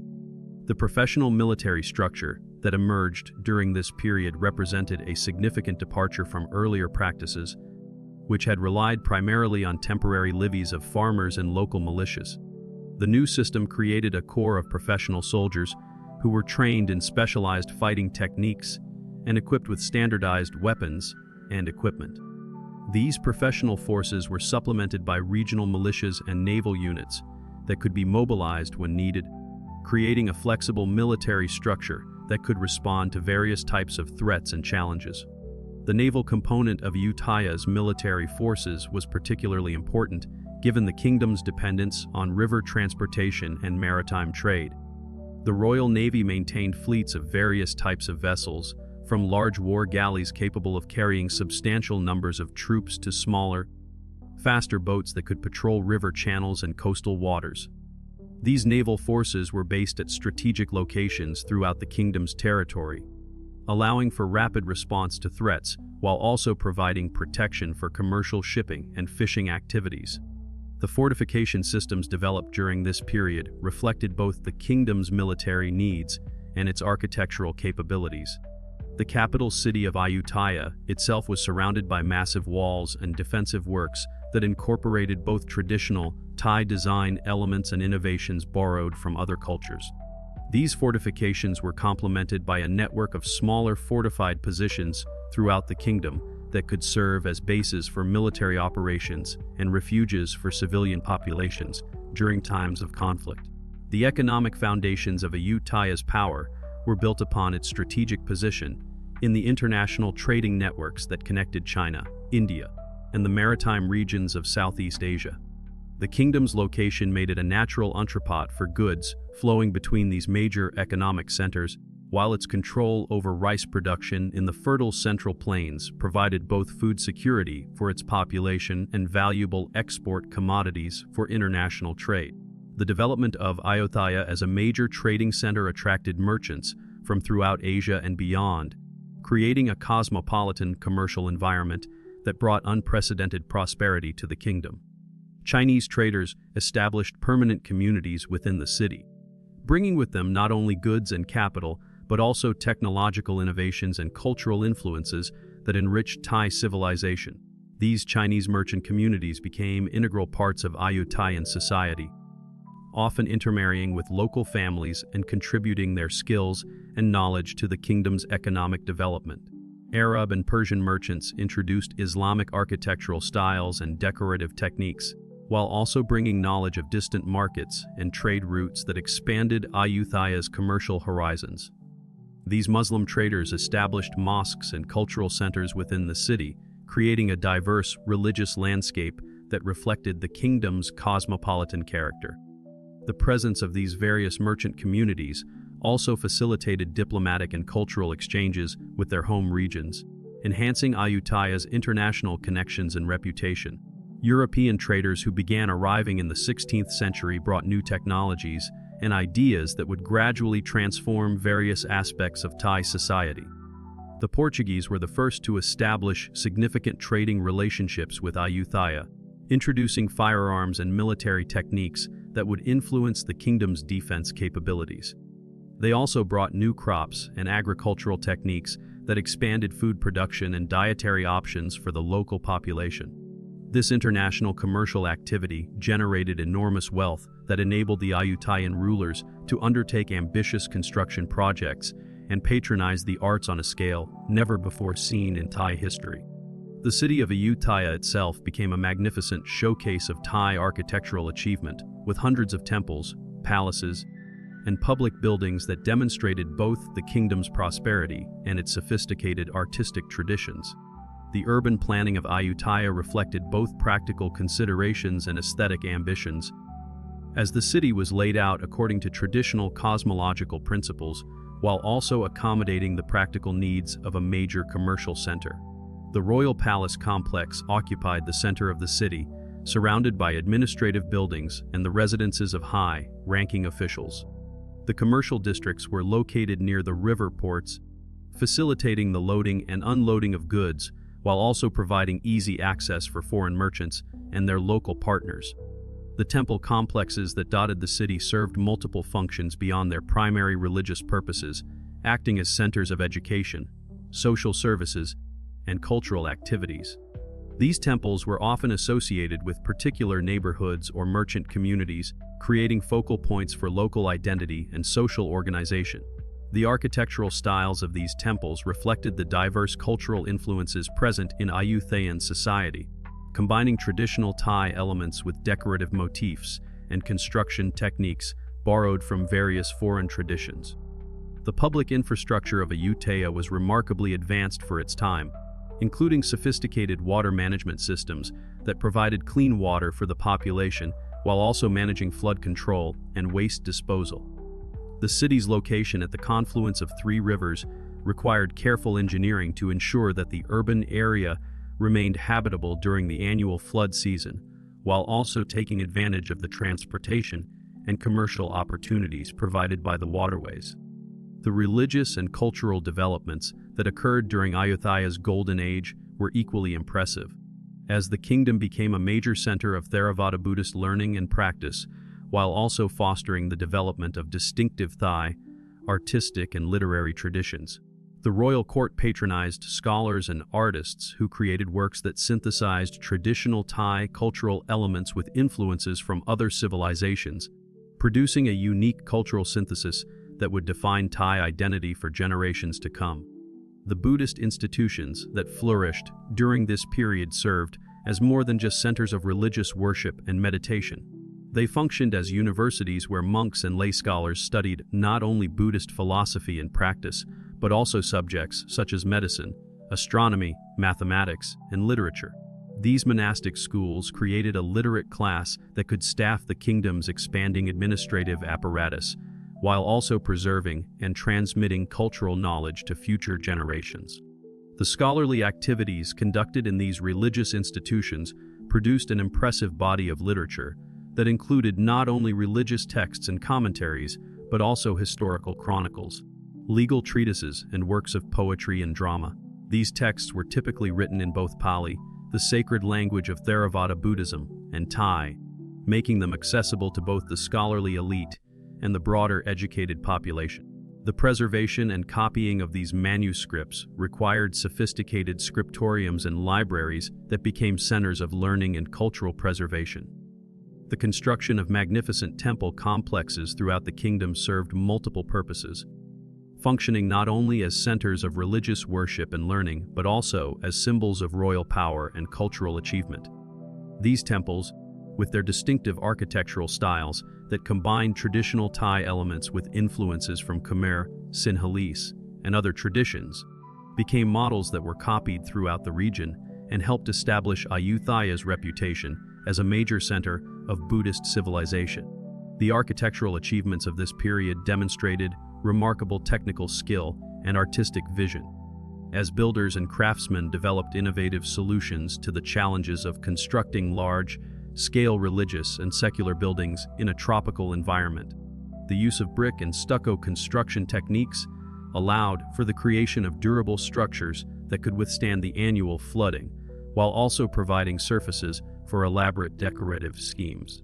The integration of sculpture, painting, and architectural elements created unified artistic environments that enhanced the spiritual and aesthetic impact of these buildings. The decorative arts that flourished during this period reflected the cosmopolitan nature of Ayutthayan society, incorporating motifs and techniques from various cultural traditions while maintaining distinctively Thai characteristics. The production of Buddha images reached new levels of artistic sophistication, as sculptors developed styles that combined spiritual expression with technical excellence. These images served not only as objects of religious devotion, but also as symbols of royal patronage and cultural achievement. The development of Thai literature during this period produced works of lasting significance that continue to influence Thai culture today. Court poets and scholars created epic poems, historical chronicles, and religious texts that preserved traditional stories while also incorporating new themes and literary techniques. The Ramakien, the Thai version of the Indian Ramayana epic, was refined and expanded during this period, becoming a cornerstone of Thai cultural identity that would influence art, literature, and popular culture for centuries to come. The creation of the Ramakien involved more than simple translation, as Thai authors adapted the original Indian epic to reflect local values, customs, and aesthetic preferences. The characters and plot elements were modified to make them more relevant to Thai audiences, while the language and literary style were crafted to showcase the beauty and expressiveness of the Thai language. This process of creative adaptation became a model for how Thai culture could absorb foreign influences while maintaining its distinctive character. The historical chronicles produced during this period served important political and cultural functions, as they established official versions of events that legitimized royal authority while also preserving knowledge of the kingdom's development and achievements. These chronicles were not merely factual records, but carefully crafted narratives that interpreted historical events according to Buddhist concepts of karma and moral causation. They provided models of proper behavior for rulers and subjects, while also celebrating the achievements of past kings and the glory of the kingdom. The educational institutions established during Ayutthaya's golden age created a literate class that could effectively administer the kingdom's complex governmental and commercial systems while also preserving and transmitting cultural knowledge to future generations. These institutions, typically associated with major temples, provided instruction not only in religious subjects, but also in practical skills such as mathematics, astronomy, medicine, and law that were essential for effective governance and economic development. The curriculum of these educational institutions reflected the practical needs of Ayutthayan society, while also maintaining traditional Buddhist emphasis on moral development and spiritual cultivation. Students learned to read and write in both Thai and Pali scripts, enabling them to access both contemporary administrative documents and classical religious texts. Mathematical instruction focused on practical applications such as calculation of taxes, measurement of land areas, and astronomical observations needed for calendar calculations. Medical education combined traditional Thai healing practices with knowledge derived from Indian Ayurvedic medicine and Chinese medical traditions. Students learned to diagnose illnesses, prepare herbal medicines, and perform basic surgical procedures. This medical knowledge was particularly important given the tropical diseases and health challenges that affected the population, and skilled medical practitioners were highly valued throughout the kingdom. The legal education provided in these institutions was essential for training the judges and administrators who implemented the kingdom's complex legal system. Students studied traditional Thai customary law alongside Buddhist principles of justice and fairness, learning to apply these concepts to the practical challenges of resolving disputes and maintaining social order. The integration of religious and secular legal traditions created a coherent system of justice that commanded respect throughout the kingdom. The artistic achievements of the Ayutthaya period represented a remarkable flowering of creative expression that produced works of enduring beauty and cultural significance. Sculptors developed distinctive styles for creating Buddha images that combined spiritual expression with technical excellence, while painters and decorative artists created works that adorned temples and palaces with scenes from Buddhist literature and Thai history. The bronze casting techniques developed during this period enabled the creation of Buddha images of unprecedented size and artistic sophistication. These massive bronze sculptures required considerable technical skill and resources to produce, involving complex processes of modeling, mold making, and metal casting that demanded both artistic vision and engineering expertise. The successful completion of these projects demonstrated not only the skill of individual craftsmen, but also the organizational capabilities and economic resources of the institutions that sponsored them.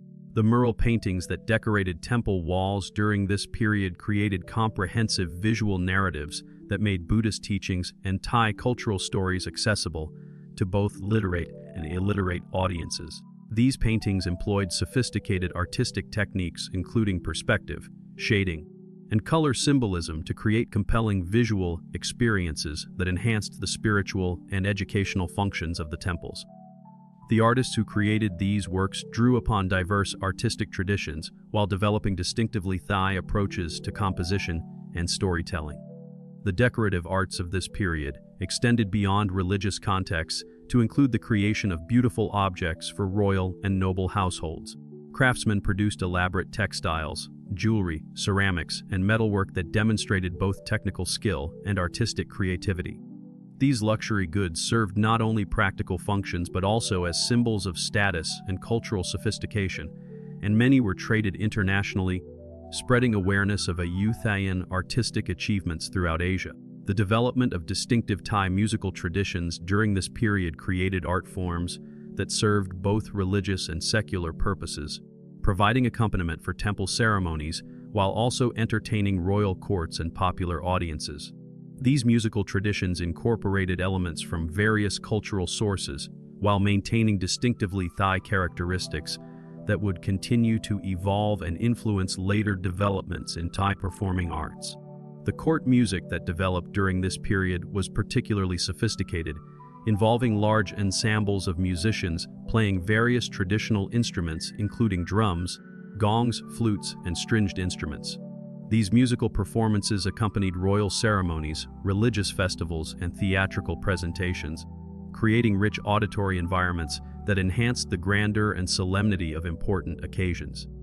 The complexity of these musical arrangements required extensive training and practice, leading to the development of professional musician classes who dedicated their lives to mastering these art forms. The theatrical traditions that emerged during this period combined music, dance, drama, and visual spectacle to create comprehensive artistic experiences that entertained audiences while also transmitting cultural values and historical knowledge. The most sophisticated of these theatrical forms was the Khan, a masked dance drama that typically presented episodes from the Ramakian epic. These performances required years of training for the dancers and actors, who had to master not only the complex movements and gestures, but also the cultural and spiritual meanings embedded in the stories they presented. The popular musical traditions that developed alongside these court forms served the entertainment and cultural needs of the broader population. Folk songs, work songs, and festival music created shared cultural experiences that reinforced community bonds while also preserving traditional knowledge and values. These popular forms were more accessible and participatory than the formal court traditions, allowing ordinary people to engage actively in musical and cultural expression. The international prestige that Ayutthaya achieved during its golden age was reflected in the diplomatic relationships it maintained with kingdoms and empires throughout Asia and beyond. The Ayutthayan court received embassies from China, India, Persia, and eventually from European nations, establishing diplomatic protocols and cultural exchanges that enhanced the kingdom's reputation and provided opportunities for continued learning and development. These diplomatic relationships were not merely ceremonial, but involved substantial economic and cultural exchanges that benefited all parties involved. The tribute system that connected Ayutthaya with the Chinese imperial court provided security guarantees and trading privileges that facilitated commercial expansion, while cultural exchanges with other Buddhist kingdoms enriched Thai religious and intellectual traditions. The Chinese relationship was particularly important, as it provided both economic opportunities and diplomatic protection that enabled Ayutthaya to focus on internal development and regional expansion without fear of interference from the powerful Chinese Empire. The tribute missions sent to China were elaborate affairs that showcased Ayutthayan wealth and cultural sophistication, while also providing opportunities for trade and diplomatic negotiation. These missions typically included not only official diplomatic representatives, but also merchants, scholars, and artists who could engage in various forms of cultural and commercial exchange. The diplomatic protocols developed for these international relationships reflected Ayuthya's sophisticated understanding of the importance of ceremony and symbolism in international relations. The reception of foreign embassies involved elaborate ceremonies that demonstrated the kingdom's wealth and power, while also showing appropriate respect for the representatives of other sovereign powers.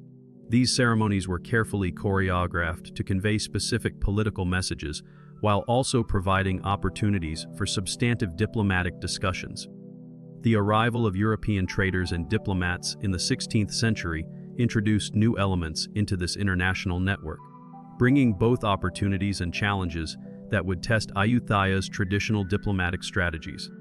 The Portuguese were the first Europeans to establish significant relationships with Ayutthaya, followed by the Dutch, English, and French, each bringing their own commercial interests and cultural perspectives that would gradually influence various aspects of Thai society. The European presence brought new technologies and ideas that had significant impacts on Ayutthayan society and culture.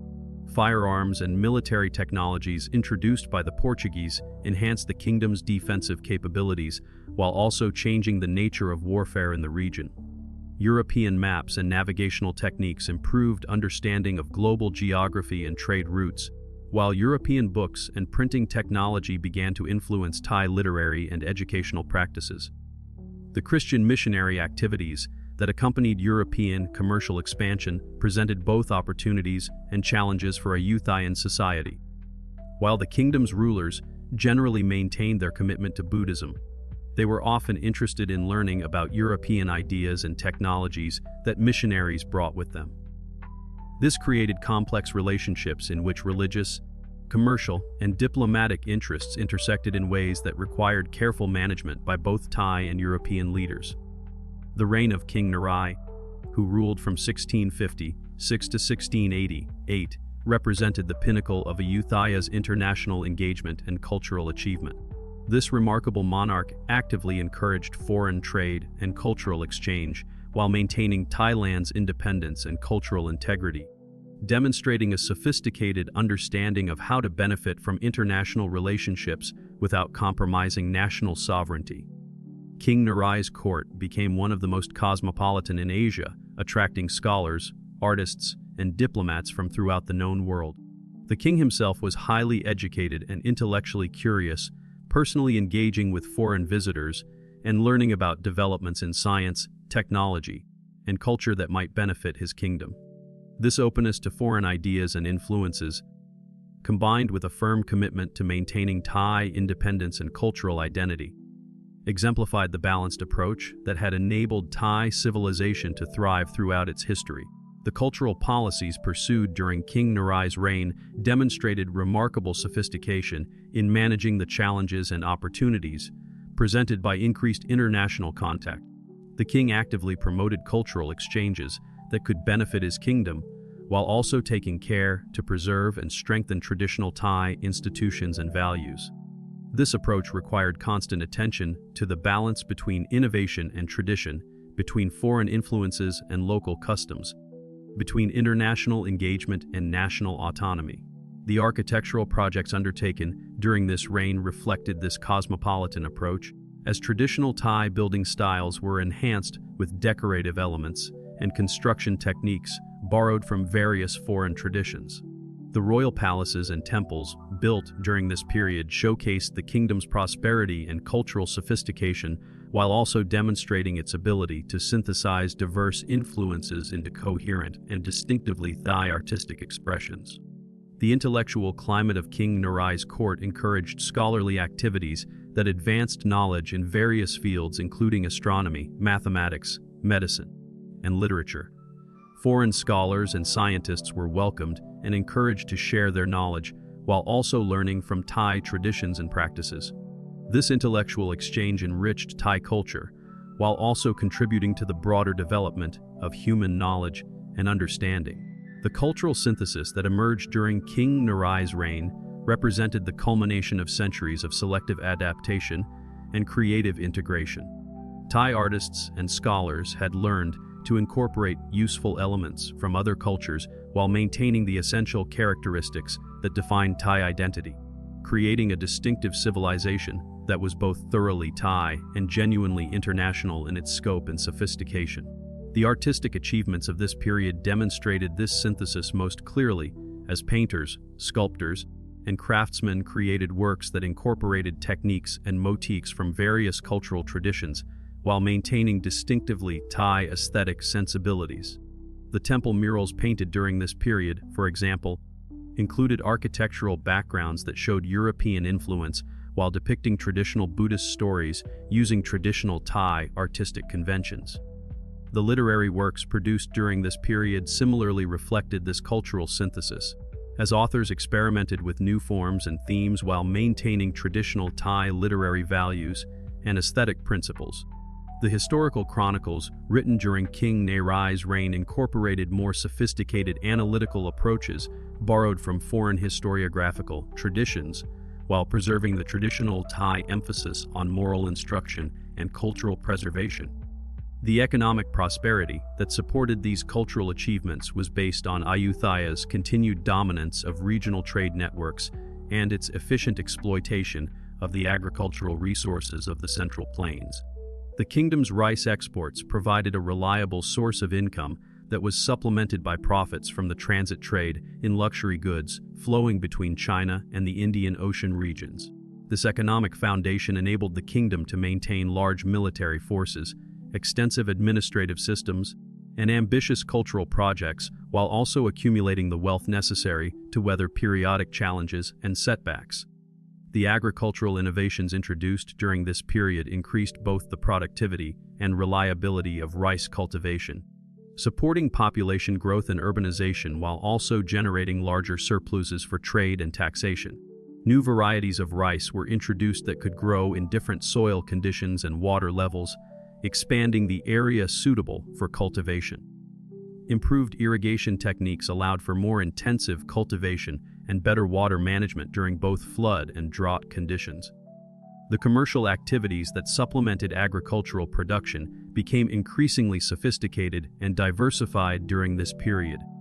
Ayutthayan merchants developed extensive networks that connected local producers with international markets, while also creating new industries that processed raw materials into finished goods for both domestic consumption and export trade. The kingdom's strategic location continued to provide advantages in the transit trade, but local production became increasingly important as a source of wealth and economic independence. The social structure that developed in Ayutthaya during this period reflected both traditional Thai values and the influences of international contact and economic development. The royal court remained the center of political and cultural life, but the growth of commercial activity created new opportunities for social mobility and the emergence of a merchant class that played an increasingly important role in the kingdom's economic and cultural development. The traditional social hierarchy based on royal service and noble birth was supplemented by new forms of status based on commercial success and professional expertise. Successful merchants could acquire wealth and influence that rivaled those of traditional nobles, while skilled craftsmen, scholars, and administrators could achieve positions of respect and authority based on their abilities rather than their birth. This social mobility helped to create a dynamic and meritocratic society that could effectively utilize the talents of its population. The legal system that evolved during Ayutthaya's golden age represented a sophisticated synthesis of traditional Thai customs, Buddhist principles, and administrative practices borrowed from other civilizations. The Three Seals Law, compiled during this period, provided a comprehensive legal framework that governed everything from criminal justice to commercial transactions, creating the foundation for a stable and prosperous society that could effectively manage the complexities of a large and diverse kingdom. The development of this legal system required extensive scholarly work to reconcile different legal traditions and create coherent principles that could be applied consistently throughout the kingdom. Legal scholars studied traditional Thai customary law, Buddhist principles of justice, and foreign legal systems to develop a comprehensive framework that could address the full range of legal issues that arose in Ayutthayan society. This legal scholarship created a sophisticated jurisprudence that influenced legal development throughout the region. The implementation of this legal system required the training of judges and administrators who could apply these principles fairly and effectively. Legal education became an important component of the educational system, as the kingdom needed large numbers of qualified legal professionals to staff its courts and administrative offices. The standardization of legal procedures and principles helped to create a more predictable and fair system of justice that enhanced social stability and economic development. However, even as Ayutthaya reached the heights of its power and cultural achievement, forces were at work that would eventually lead to significant challenges and transformations.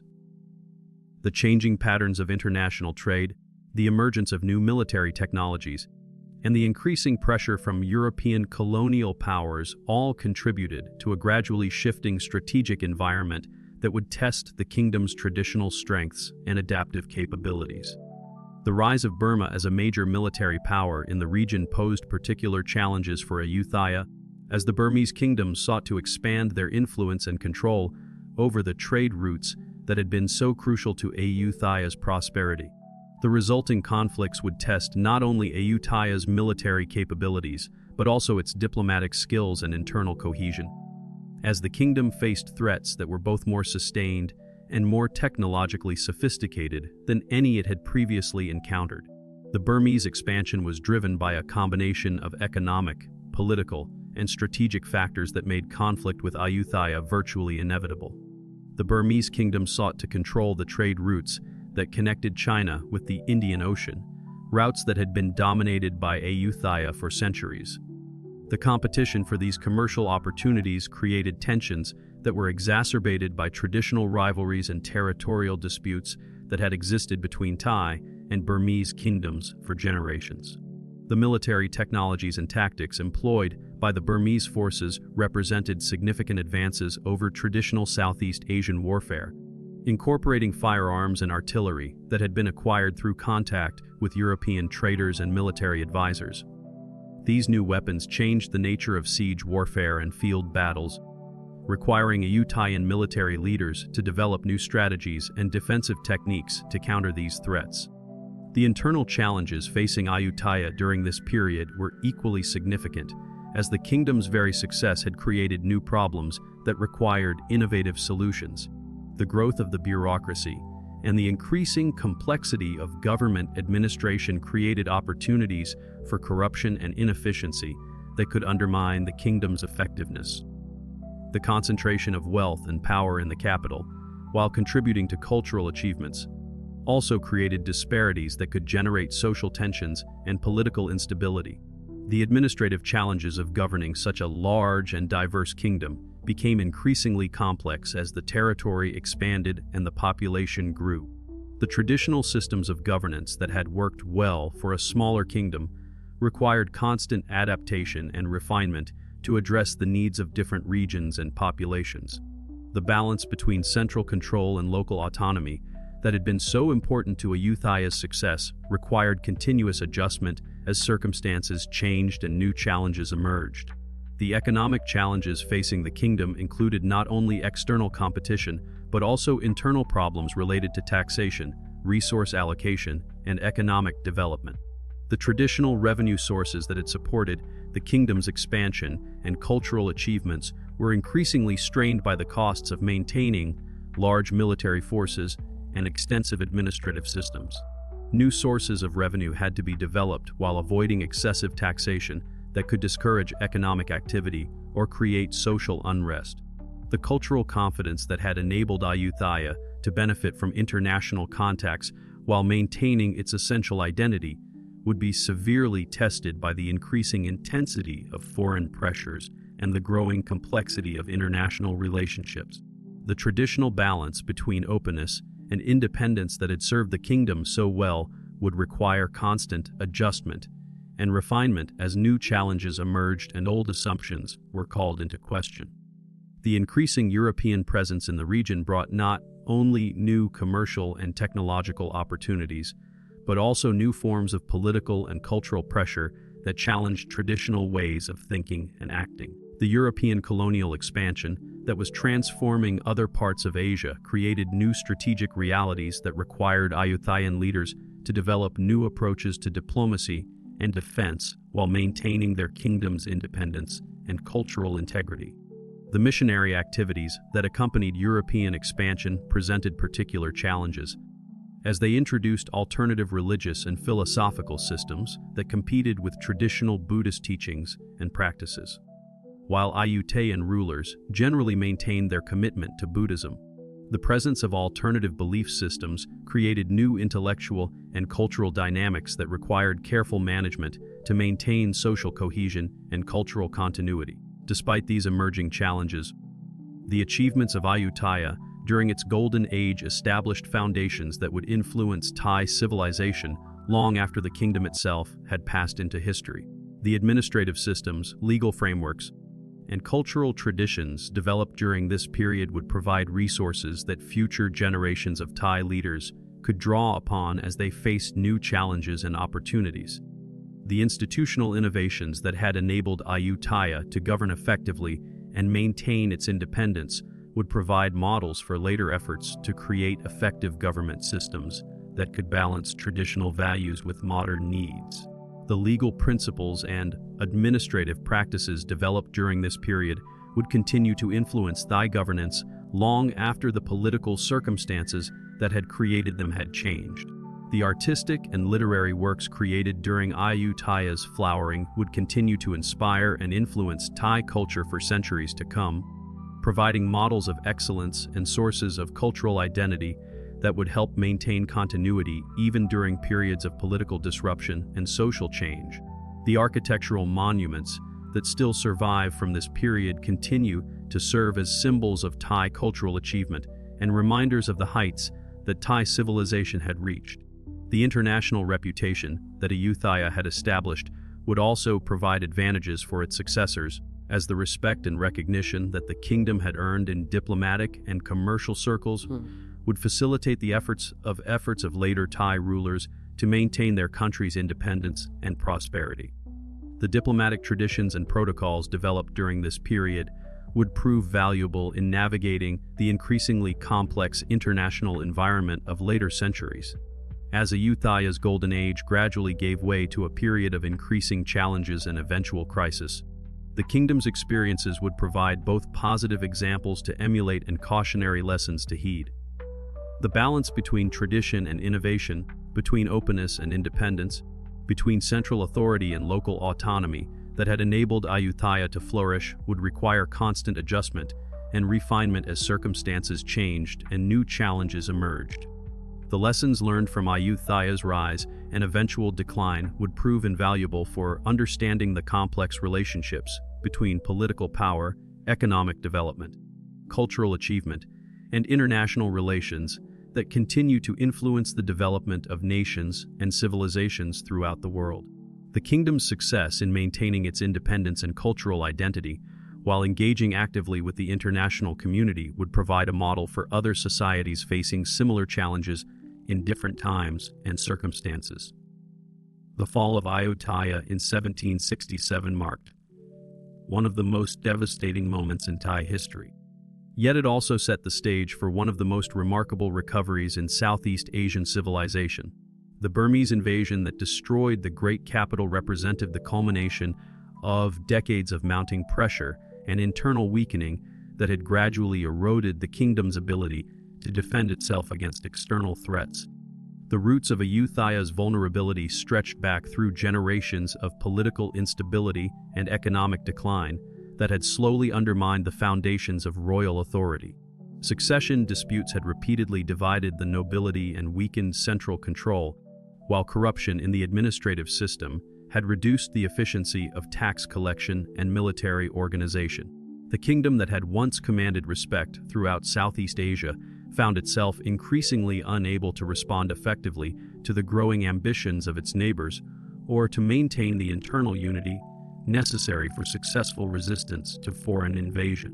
The final siege of Ayutthaya lasted over a year, during which the city's inhabitants endured unimaginable hardships as food supplies dwindled and disease spread through the overcrowded streets. The Burmese forces, led by King Sinbushan, had learned from their previous failed attempts to conquer the Thai capital and employed more systematic siege tactics that gradually wore down the defenders' resistance. The walls that had protected Ayutthaya for centuries finally proved inadequate against the sustained assault and the advanced artillery that the Burmese had acquired through their contacts with European traders and military advisors. The siege itself became a grueling test of endurance that revealed both the determination of Ayutthaya's defenders and the ultimate limitations of their resources and preparation. As months passed without relief, the city's population faced increasingly desperate conditions. Rice stores that had been carefully accumulated for emergencies were gradually exhausted, forcing residents to subsist on whatever food could be found or grown within the besieged walls. Wells that had provided fresh water for generations began to run dry under the strain of supporting so many people confined within such a restricted area. Disease became an even more deadly enemy than the Burmese forces surrounding the city. Cholera and dysentery spread rapidly through the crowded neighborhoods where families had taken refuge from the bombardment. The traditional medical knowledge that had sustained Thai communities for centuries proved inadequate to cope with epidemics that flourished in the unsanitary conditions created by the siege. Bodies accumulated faster than they could be properly buried, creating additional health hazards that further weakened the population's ability to resist. The psychological warfare employed by the Burmese forces proved as effective as their military tactics in breaking down the defenders' morale. Captured Thai soldiers and civilians were often executed within sight of the city walls, sending clear messages about the fate that awaited those who continued to resist. Propaganda efforts aimed at convincing the population that surrender would bring merciful treatment competed with counter-propaganda from Thai leaders who understood that Burmese promises could not be trusted based on their previous behavior in conquered territories. When the city finally fell, the destruction was comprehensive and systematic. The Burmese forces not only looted the royal treasures and sacred objects but also deliberately destroyed temples, palaces, and libraries in an effort to eliminate the cultural and religious foundations of Thai resistance. Thousands of skilled craftsmen, artists, scholars, and officials were taken captive and marched to Burma, depriving the Thai people of much of their intellectual and cultural leadership. The systematic destruction of records and manuscripts meant that centuries of accumulated knowledge and administrative expertise were lost forever. The thoroughness of the destruction reflected a deliberate strategy to prevent any possibility of Thai recovery and future resistance. Ancient chronicles that had recorded the history and achievements of previous reigns were burned in public ceremonies designed to demonstrate the finality of Burmese victory. Sacred Buddha images that had served as symbols of royal legitimacy and divine protection were either destroyed or carried away to Burma as trophies of conquest. The royal regalia that had embodied the continuity of Thai monarchy through centuries of change and challenge disappeared forever, severing the symbolic links that connected the present to the glorious past. The forced migration of skilled artisans and intellectuals represented perhaps the most devastating aspect of the conquest for the long-term prospects of Thai civilization. Master craftsmen who had maintained the traditions of bronze casting, wood carving, textile weaving, and architectural decoration were compelled to use their skills in service of Burmese patrons, rather than continuing the distinctive artistic traditions that had flourished in Ayutthaya. Scholars who had preserved and transmitted the literary and religious heritage of the Thai people found themselves cut off from the manuscripts and institutional support that had enabled their work. The psychological impact of Ayutthaya's fall was perhaps even more devastating than the physical destruction. For over 4 centuries, the great city had served as the symbol of Thai power, culture, and independence. Its magnificent temples and palaces had embodied the achievements of Thai civilization, while its bustling markets and cosmopolitan population had demonstrated the kingdom's prosperity and international connections. The sudden collapse of this seemingly eternal capital shattered the confidence and sense of identity that had sustained the Thai people through previous crises and challenges. The shock of seeing their greatest city reduced to smoking ruins created a crisis of faith that extended far beyond the immediate military and political consequences of defeat. Ordinary Thai people who had never questioned the permanence of their civilization suddenly found themselves wondering whether their culture and way of life had any future at all. The religious and philosophical frameworks that had provided meaning and guidance for generations seemed inadequate to explain or cope with such complete devastation. In the immediate aftermath of the destruction, the Thai territories appeared to face complete fragmentation and foreign domination. Local governors and military commanders found themselves cut off from central authority and forced to make independent decisions about resistance or submission to Burmese rule.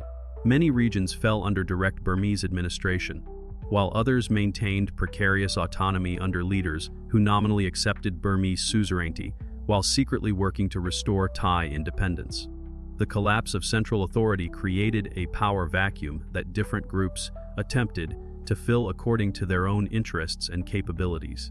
Some provincial leaders chose to collaborate with the Burmese in hopes of maintaining their positions and protecting their territories from further destruction.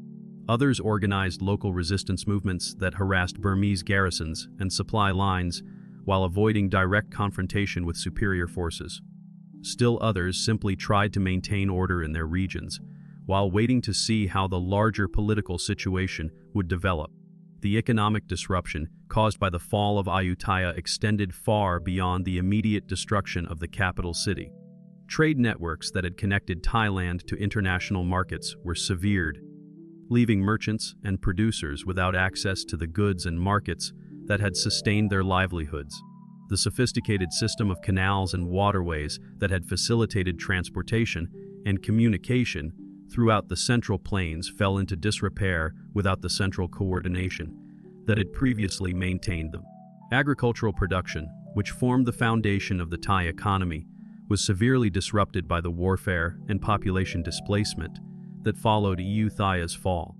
Farmers who had fled their fields to escape the fighting found their crops destroyed and their irrigation systems damaged when they attempted to return.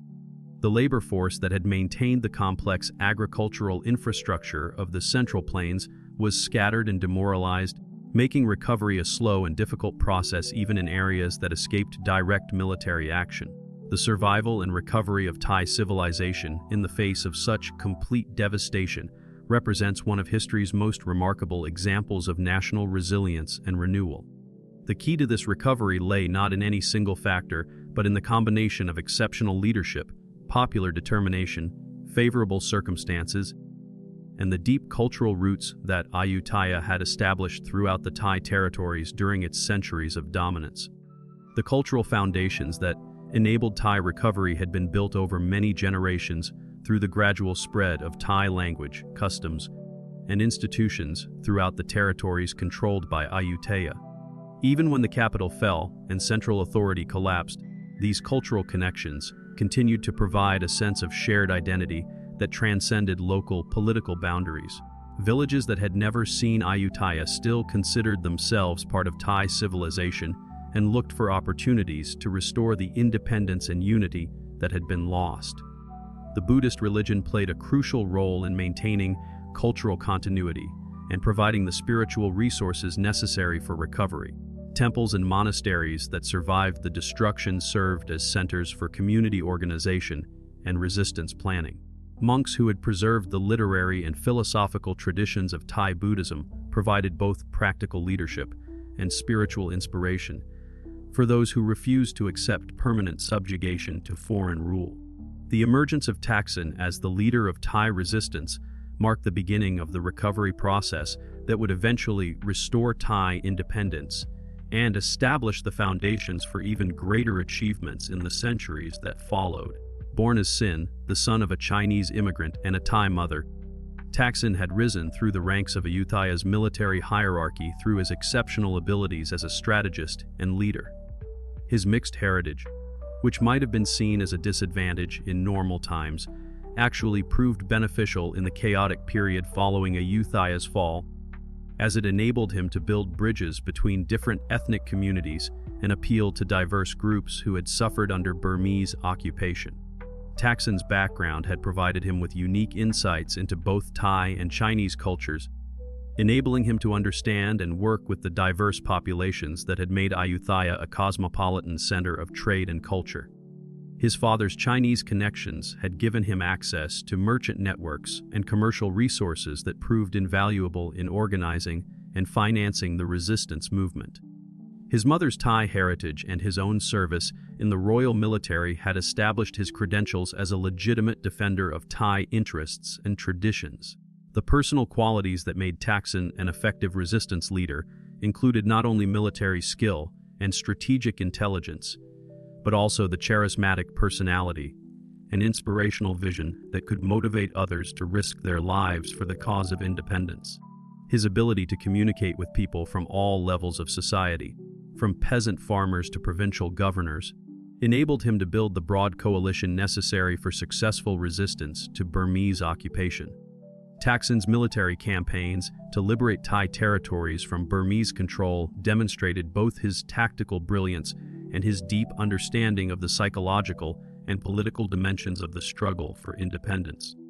Rather than attempting to confront the Burmese forces in conventional battles, where their superior numbers and resources would have given them decisive advantages, Taksin employed guerrilla tactics that maximized his forces' mobility and local knowledge while minimizing their exposure to enemy strengths. The guerrilla warfare strategy that Taksin developed took advantage of the geographic and cultural factors that favored Thai resistance forces. The complex network of rivers, canals, and forests that characterized much of the Thai territories provided numerous opportunities for ambush and concealment, while making it difficult for conventional armies to maintain effective control over large areas. The local population's knowledge of these geographic features and their willingness to provide intelligence and support to Thai forces gave the resistance movement crucial advantages over foreign occupiers who lacked such intimate familiarity with the terrain. The psychological impact of successful guerrilla operations extended far beyond their immediate military results. Each victory, no matter how small, demonstrated that Burmese forces were not invincible and that organized resistance could achieve meaningful results. These successes helped restore the confidence and sense of hope that had been shattered by Ayutthaya's fall, encouraging more people to join the resistance movement and providing evidence that independence might actually be achievable. The political dimensions of Taksin's resistance strategy required careful attention to the complex relationships between different regional leaders and ethnic groups that made up the Thai territories.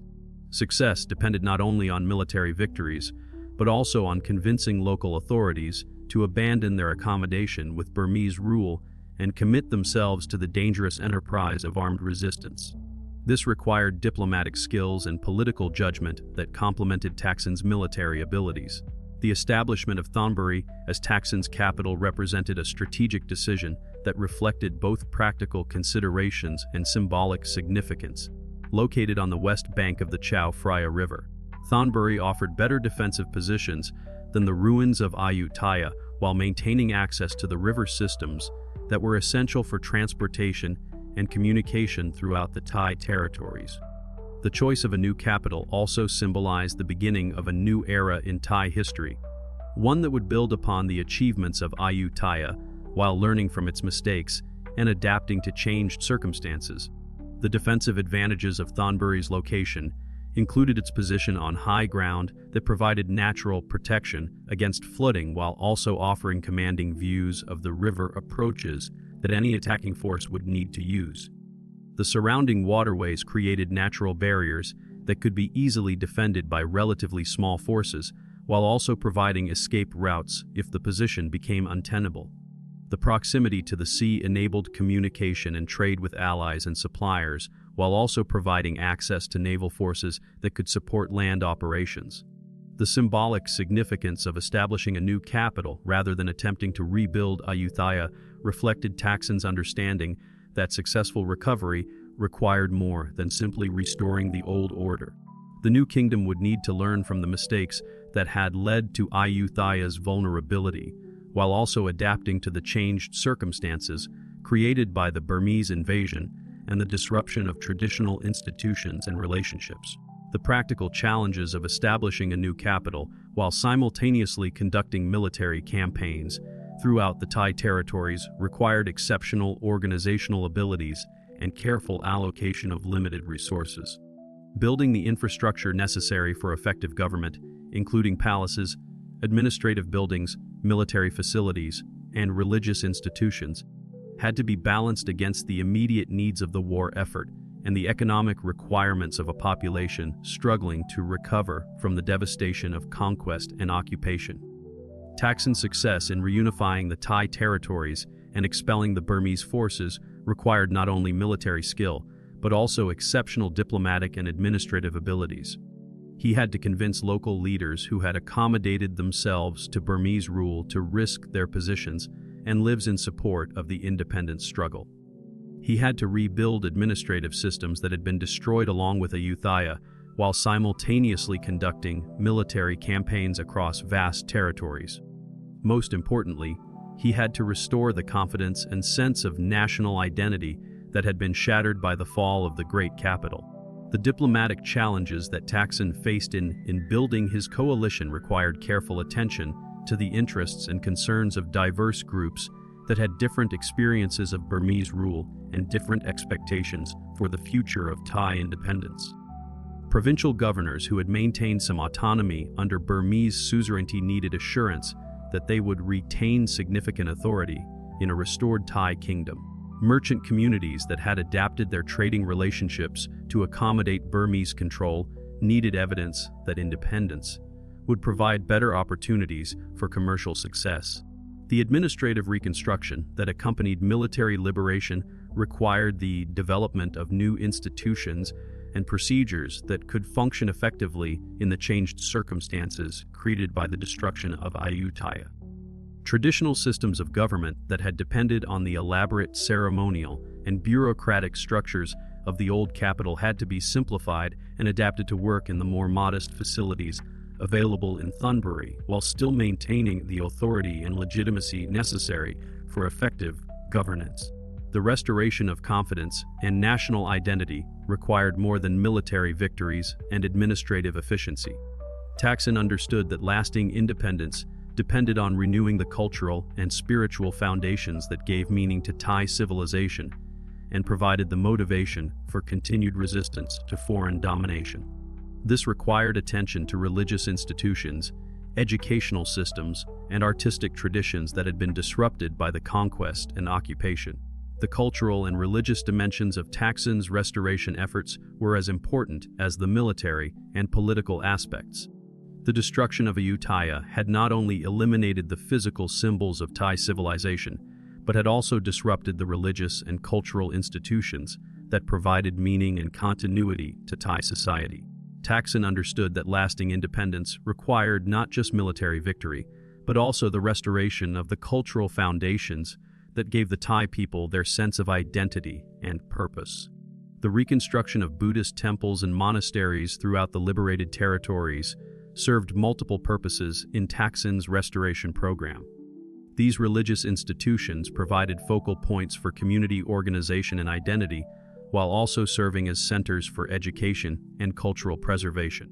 The monks who staffed these temples played crucial roles in maintaining the literary and artistic traditions that connected the new Thailand to its glorious past, while also adapting these traditions to meet the needs of a society recovering from devastating trauma.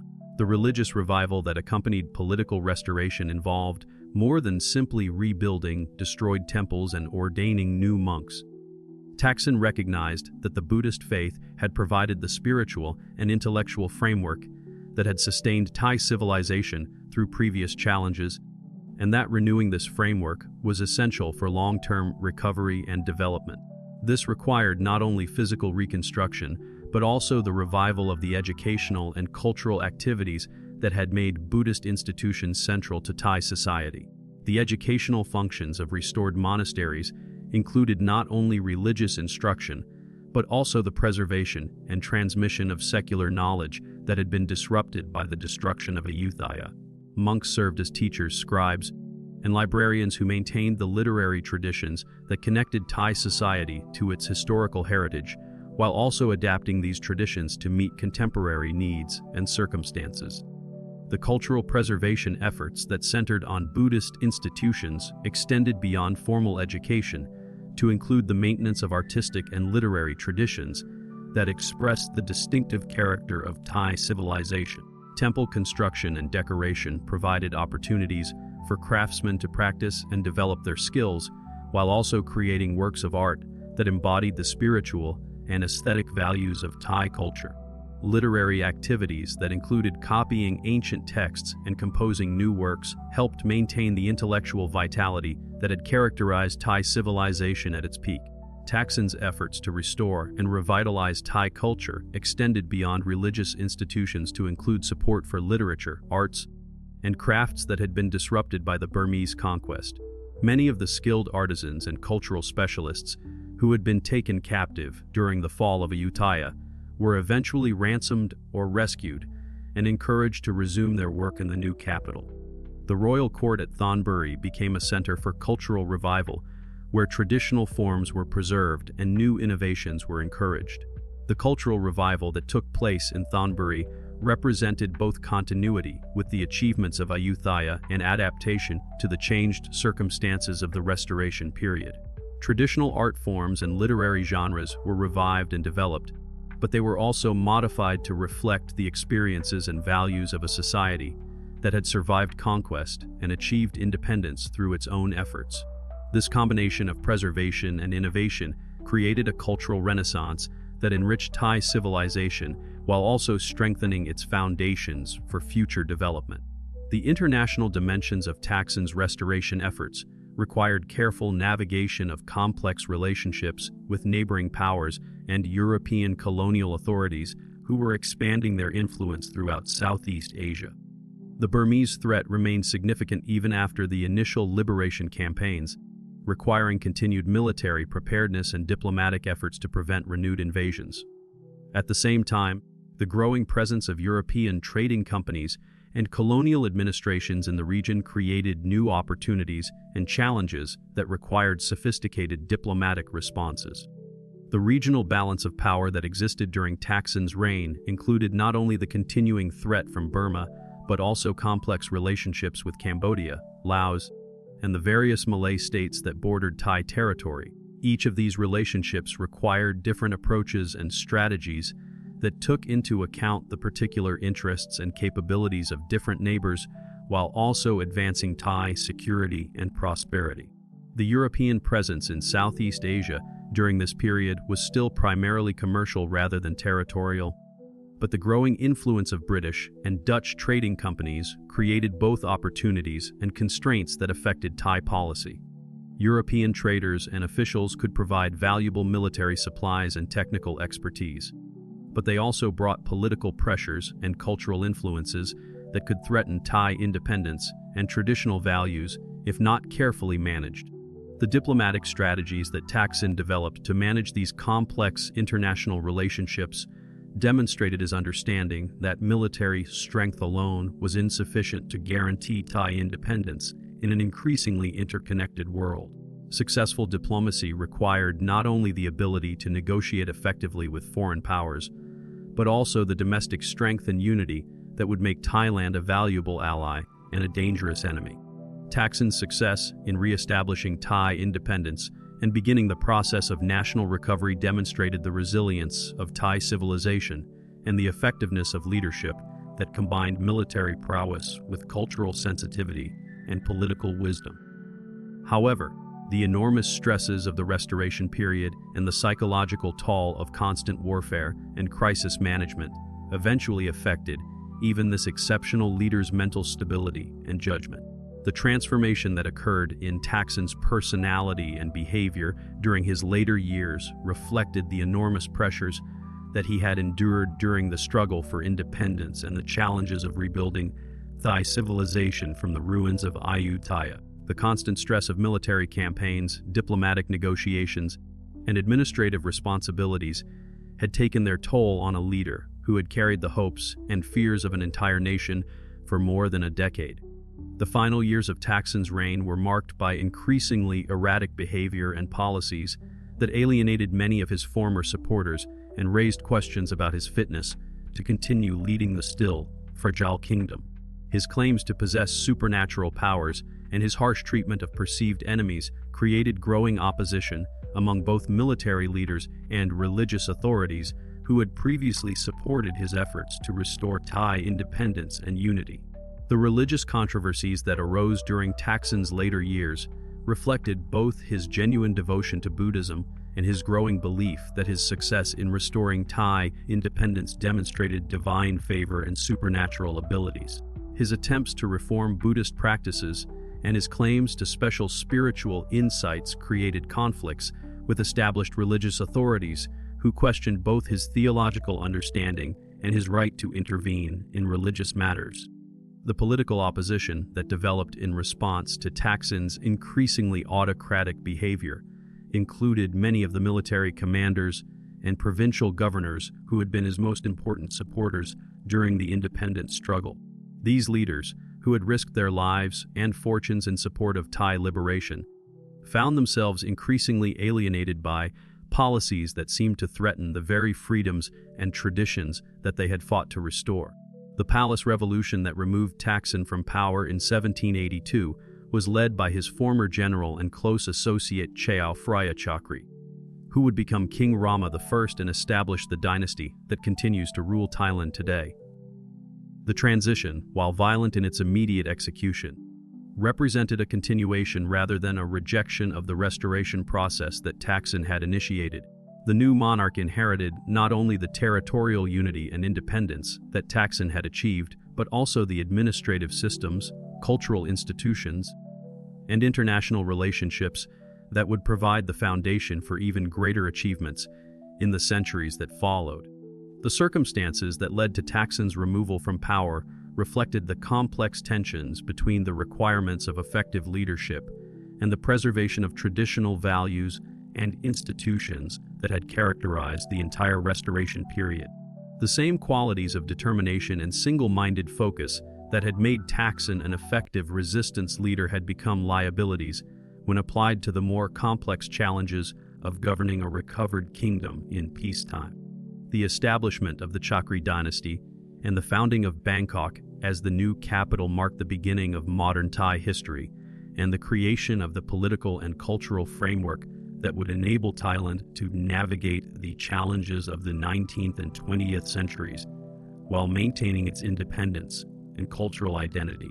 King Rama I, who took the throne name Phra Buddha Yodpha Chulalok, brought to his new responsibilities the military experience and administrative skills that had made him Taksin's most trusted lieutenant, combined with a more stable temperament and broader vision that enabled him to build upon his predecessor's achievements while avoiding the mistakes that had led to Taksin's downfall. The selection of Bangkok as the site for the new capital reflected careful consideration of both strategic and symbolic factors that would influence Thai development for centuries to come. Located on the east bank of the Chao Phraya River, the new city offered better defensive positions than Thonburi, while providing excellent access to both inland territories and maritime trade routes. The site's location at the head of the Gulf of Thailand made it an ideal center for the river and canal networks that connected the fertile central plains with the sea, facilitating both internal administration and international commerce. The geographic advantages of Bangkok's location included not only its strategic position for defense and trade, but also its access to the agricultural resources of the Central Plains that would provide the economic foundation for the kingdom's future development. The river systems that converged near Bangkok provided natural highways for the transportation of rice and other agricultural products to urban markets and international ports, while also facilitating the movement of people and information throughout the kingdom. The planning and construction of Bangkok demonstrated Rama I's determination to create a capital that would rival and eventually surpass the grandeur of Ayutthaya, while incorporating lessons learned from that city's vulnerability and eventual destruction. The new capital was designed with multiple defensive lines, including walls, canals, and fortifications that could protect the city against both land and naval attacks. The layout incorporated wide avenues and open spaces that would facilitate movement and communication, while also providing fields of fire for defensive purposes. The urban planning principles that guided Bangkok's development reflected both practical military considerations and aesthetic values that emphasized the beauty and dignity appropriate for a royal capital. The integration of waterways into the city's design provided not only defensive advantages and transportation facilities, but also created the distinctive character that would make Bangkok one of the world's most beautiful cities. The careful attention to the relationship between built structures and natural features demonstrated the sophisticated understanding of urban design that characterized Thai civilization at its best. The architectural and urban planning principles employed in Bangkok's construction reflected a sophisticated understanding of both practical and symbolic requirements for a royal capital. The Grand Palace complex, that served as the monarch's residence and the center of government, was designed to embody the sacred nature of kingship, while also providing secure facilities for administration and ceremony. The layout of temples, markets, residential areas, and administrative buildings created an urban environment that balanced functional efficiency with aesthetic beauty and cultural significance. The Grand Palace itself represented the culmination of Thai architectural achievement, combining traditional design elements with innovations that reflected the changed circumstances of the Chakri period. The buildings within the palace complex served not only as royal residences and administrative offices, but also as symbols of the continuity and legitimacy of Thai monarchy. The elaborate decoration and careful attention to detail demonstrated the high level of craftsmanship that had survived the destruction of Ayutthaya and been revitalized under royal patronage. The Emerald Buddha, rescued from Thunbury and installed in its magnificent temple within the Grand Palace complex, became the palladium of the new dynasty and a powerful symbol of continuity with Thailand's Buddhist heritage. The elaborate ceremonies surrounding the seasonal changing of the Buddha's robes reinforced the monarch's role as defender of the faith, while also providing occasions for the display of royal power and cultural achievement that impressed both domestic and foreign observers. The religious significance of the Emerald Buddha extended far beyond its role as a symbol of royal authority to encompass its function as a focal point for the spiritual life of the Thai people. The temple that housed the sacred image became a center for religious ceremonies and festivals that brought together people from all levels of society in celebration of their shared Buddhist heritage. The artistic and architectural splendor of the temple complex demonstrated the kingdom's commitment to maintaining and developing the religious traditions that provided meaning and continuity to Thai civilization. Rama I's efforts to restore and systematize Thai law, literature, and religious practice created the institutional foundations that would enable the kingdom to maintain its cultural identity while adapting to rapidly changing international circumstances. The compilation of the Ramakien, the Thai version of the Ramayana epic, provided a cultural touchstone that connected Thai civilization to the broader Hindu, Buddhist tradition while emphasizing distinctly Thai values and perspectives. The legal reforms that created the Three Seals law established a comprehensive legal framework that balanced traditional Thai customs with Buddhist principles and practical administrative needs. The literary achievements of Rama I's reign represented both the preservation of traditional forms and the development of new approaches to expression that reflected the experiences and values of the Restoration period. The Ramakien, while based on ancient Indian sources, was thoroughly adapted to Thai circumstances and values, creating a national epic that would influence Thai culture for generations to come. The legal compilations that systematized Thai law provided not only practical guidance for judges and administrators, but also literary works that demonstrated the sophistication of Thai legal and philosophical thought. The educational and cultural institutions established during the early Chakri period created the human resources and intellectual infrastructure that would enable Thailand to respond effectively to the challenges and opportunities of the modern era. The royal court became a center of learning where traditional knowledge was preserved and transmitted, while new ideas and technologies were studied and adapted to Thai circumstances. The network of temples and monasteries that spread throughout the kingdom provided basic education and cultural continuity for the general population, while also serving as centers for the preservation and development of Thai arts and literature. The educational system that developed during this period combined traditional Thai approaches to learning with innovations that reflected the kingdom's growing awareness of developments in other parts of the world. The emphasis on memorization and recitation that had characterized traditional education was supplemented by new methods that encouraged critical thinking and practical application of knowledge. The curriculum that had previously focused primarily on religious and literary subjects was expanded to include practical skills and technical knowledge that would be needed for economic and administrative development. The diplomatic and commercial policies pursued by the early Chakri monarchs demonstrated a sophisticated understanding of the changing international environment and the need to balance independence with engagement in the global economy. The restoration of trade relationships with China, the expansion of commerce with European nations, and the careful management of territorial disputes with neighboring kingdoms required diplomatic skills and strategic vision that built upon the foundations established during the Ayutthaya period while adapting to new realities and opportunities. The commercial policies that governed Thailand's international trade during this period reflected the kingdom's determination to benefit from global economic opportunities while maintaining control over its own economic development. The careful regulation of foreign merchants and the strategic use of trade concessions as diplomatic tools demonstrated the sophisticated understanding of the relationship between economic and political power that would enable Thailand to maintain its independence during the colonial period. The success of the early Chakri period in consolidating Thai independence and establishing the foundations for future development represented the culmination of the recovery process that had begun with Thaksin's resistance to Burmese occupation.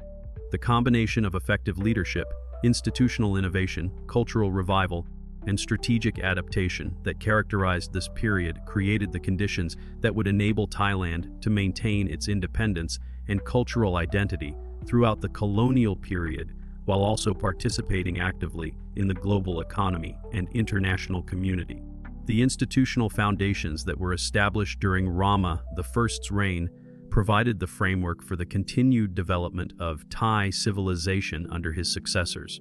The administrative systems, legal codes, educational institutions, and cultural traditions that were created or restored during this period would prove flexible enough to adapt to changing circumstances while maintaining their essential character and effectiveness. The diplomatic relationships and commercial arrangements that were established would provide the foundation for Thailand's successful navigation of the challenges and opportunities of the modern era. The reign of King Rama II, who ruled from 1809 to 1824, continued the consolidation and development process while also demonstrating the dynasty's commitment to cultural achievement and artistic excellence.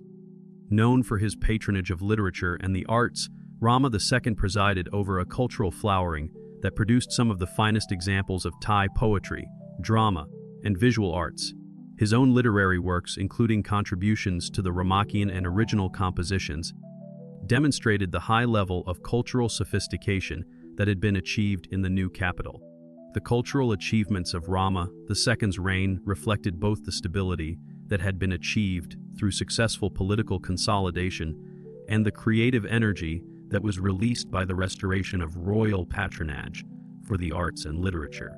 The court became a center for cultural activity that attracted talented individuals from throughout the kingdom and provided them with the resources and encouragement necessary for creative achievement. The literary works produced during this period established artistic standards and themes that would influence Thai culture for generations to come. The architectural and artistic achievements of Rama II's reign, including the construction and decoration of numerous temples and palaces, created a distinctive Bangkok style that combined traditional Thai elements with influences from other cultures while maintaining a coherent aesthetic vision. The elaborate murals, sculptures, and decorative arts produced during this period established artistic standards and techniques that would influence Thai culture for generations to come. The artistic innovations of this period demonstrated the vitality and creativity of Thai culture, while also showing its ability to absorb and adapt influences from other traditions without losing its distinctive character. The temple murals that depicted both religious themes and scenes from daily life provided visual records of Thai society, while also serving as vehicles for artistic expression. The decorative arts that adorned palaces and temples demonstrated the high level of craftsmanship that had been maintained and developed despite the disruptions of the previous century. The economic development that occurred during the early 19th century reflected both the stability provided by effective government and the advantages of Bangkok's strategic location for both domestic and international trade. The canal networks that connected the capital to rice, growing regions, and other economic centers facilitated the movement of goods and people while also providing defensive advantages and urban amenities. The markets and commercial districts that developed around these waterways created a dynamic economic environment that supported both traditional crafts and new commercial opportunities. The agricultural prosperity that provided the foundation for economic growth during this period resulted from both favorable natural conditions and effective government policies that encouraged production and facilitated marketing. The rice cultivation that had been disrupted during the period of warfare and instability was restored and expanded, providing both subsistence for the population and surplus for export.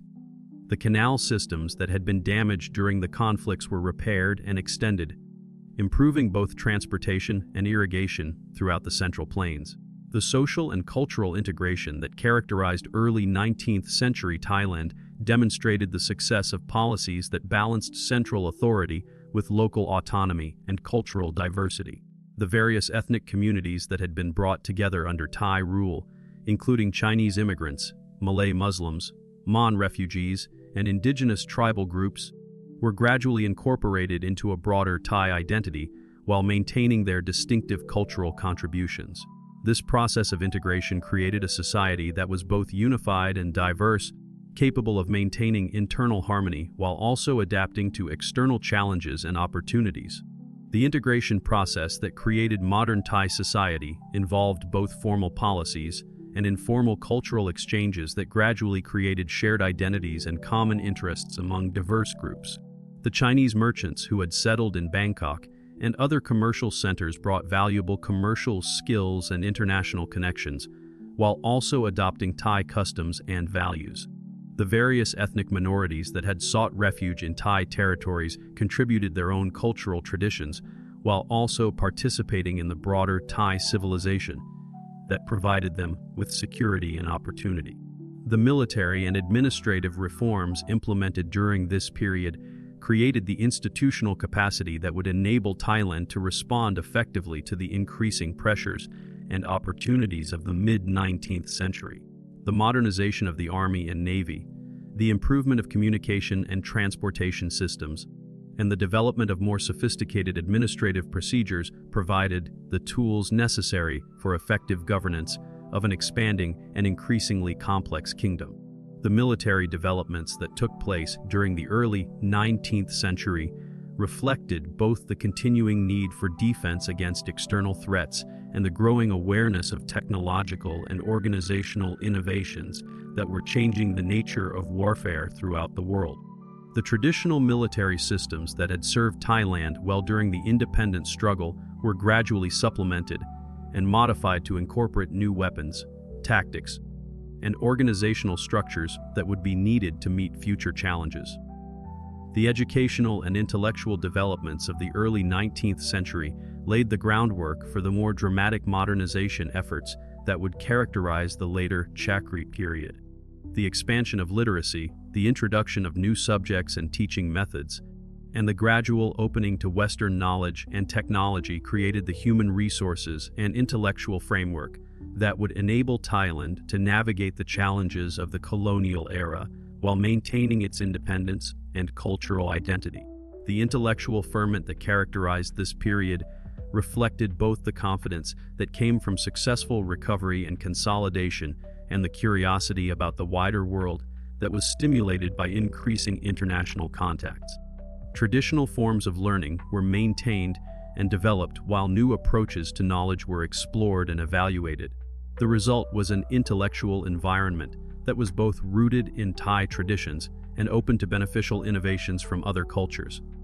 As Thailand entered the middle decades of the 19th century, the kingdom faced unprecedented challenges from the expansion of European colonial power in Southeast Asia and the growing pressure for economic and political modernization.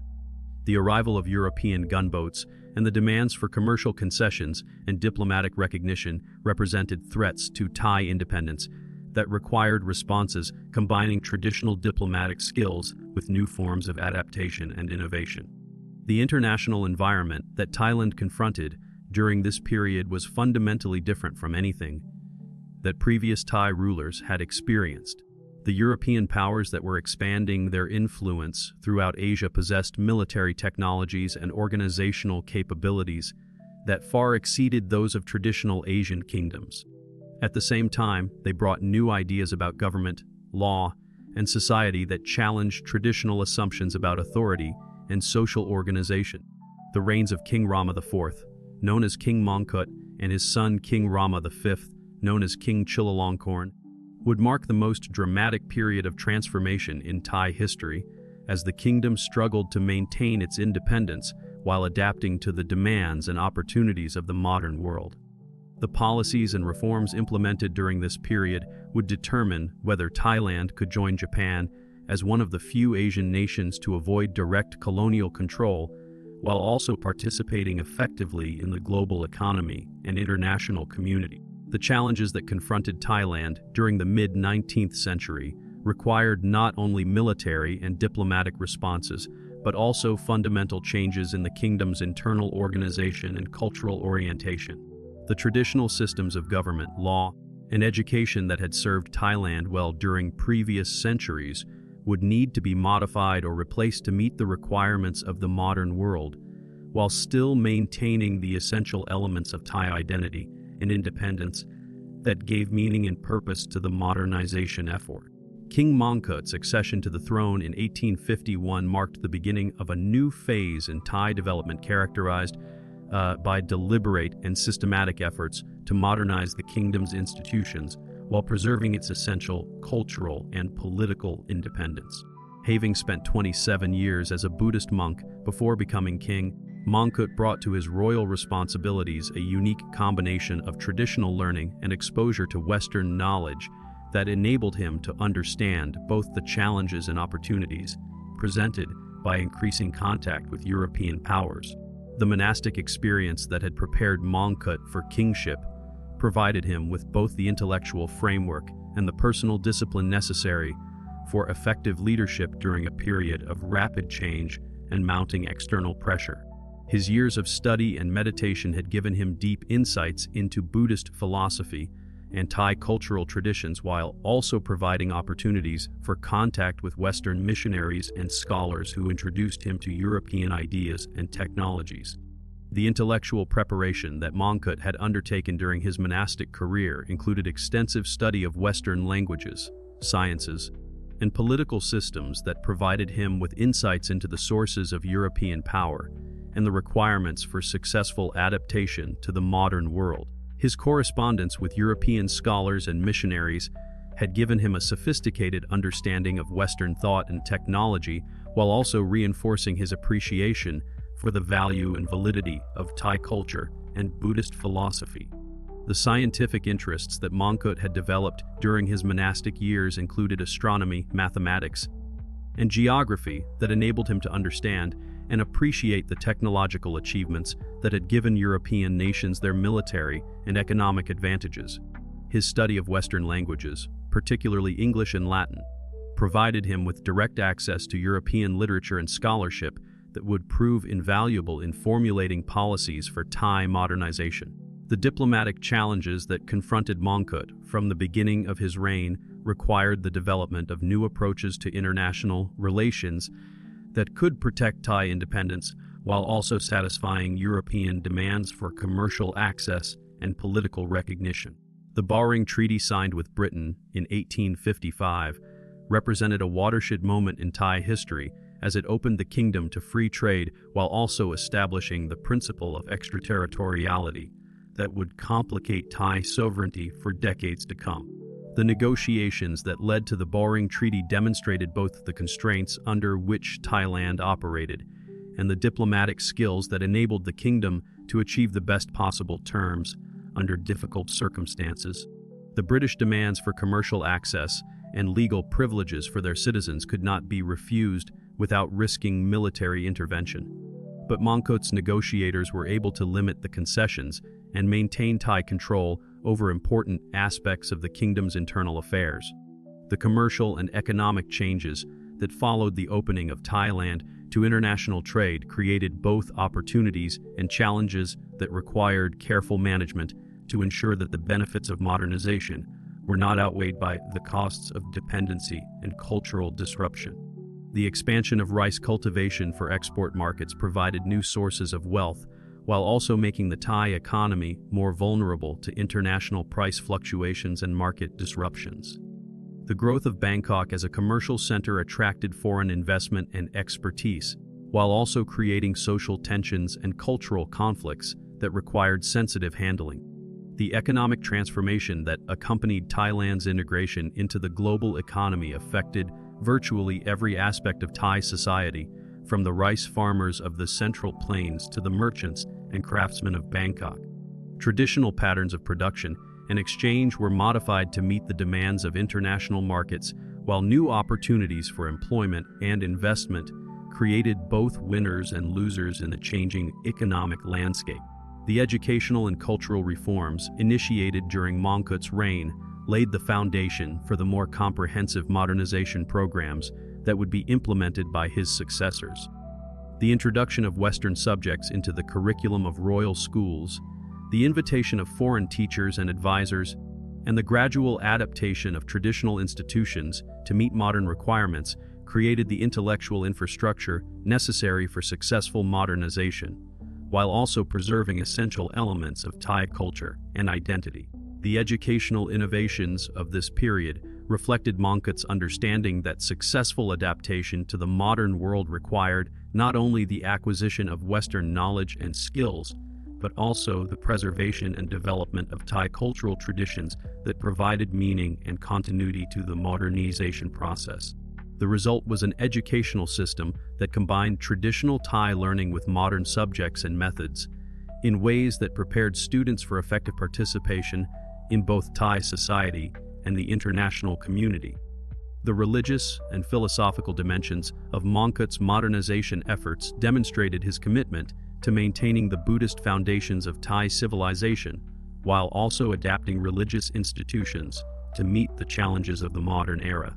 His efforts to reform Buddhist education and practice, eliminate superstitious elements, and emphasize the rational and ethical aspects of the faith created a form of Buddhism that could engage constructively with modern science and philosophy while maintaining its spiritual and cultural significance for the Thai people. The religious reforms that Mongkut implemented during his reign reflected both his deep understanding of Buddhist doctrine and his recognition that traditional religious practices would need to adapt to modern circumstances in order to maintain their relevance and effectiveness. The emphasis on rational inquiry and ethical behavior that characterized his approach to Buddhism provided a foundation for modernization that was both authentically Thai and compatible with contemporary intellectual developments. The technological and scientific innovations introduced during Mongkut's reign, including the adoption of Western medical practices, the improvement of transportation and communication systems, and the modernization of military equipment and training, demonstrated the kingdom's commitment to acquiring the tools necessary for survival and prosperity in the modern world. The careful selection and adaptation of foreign technologies to Thai circumstances showed a sophisticated understanding of the relationship between technological change and cultural continuity. The modernization process that began during Mongkut's reign involved not only the adoption of specific technologies and practices, but also the development of the intellectual and institutional capacity necessary for continued innovation and adaptation. The establishment of technical schools, the training of Thai specialists in modern methods, and the creation of government departments responsible for specific aspects of modernization created the foundation for sustained development and progress. The administrative and legal reforms implemented during this period created the institutional framework necessary for effective governance of a modernizing society, while also maintaining the traditional sources of royal authority and legitimacy. The gradual introduction of Western administrative practices, the codification of laws, and the improvement of record-keeping and communication systems provided the bureaucratic capacity necessary for managing an increasingly complex kingdom, while also preserving the cultural and ceremonial aspects of traditional monarchy. The governmental reforms of Mongkut's reign demonstrated the possibility of combining modern administrative efficiency with traditional Thai concepts of royal authority and social organization.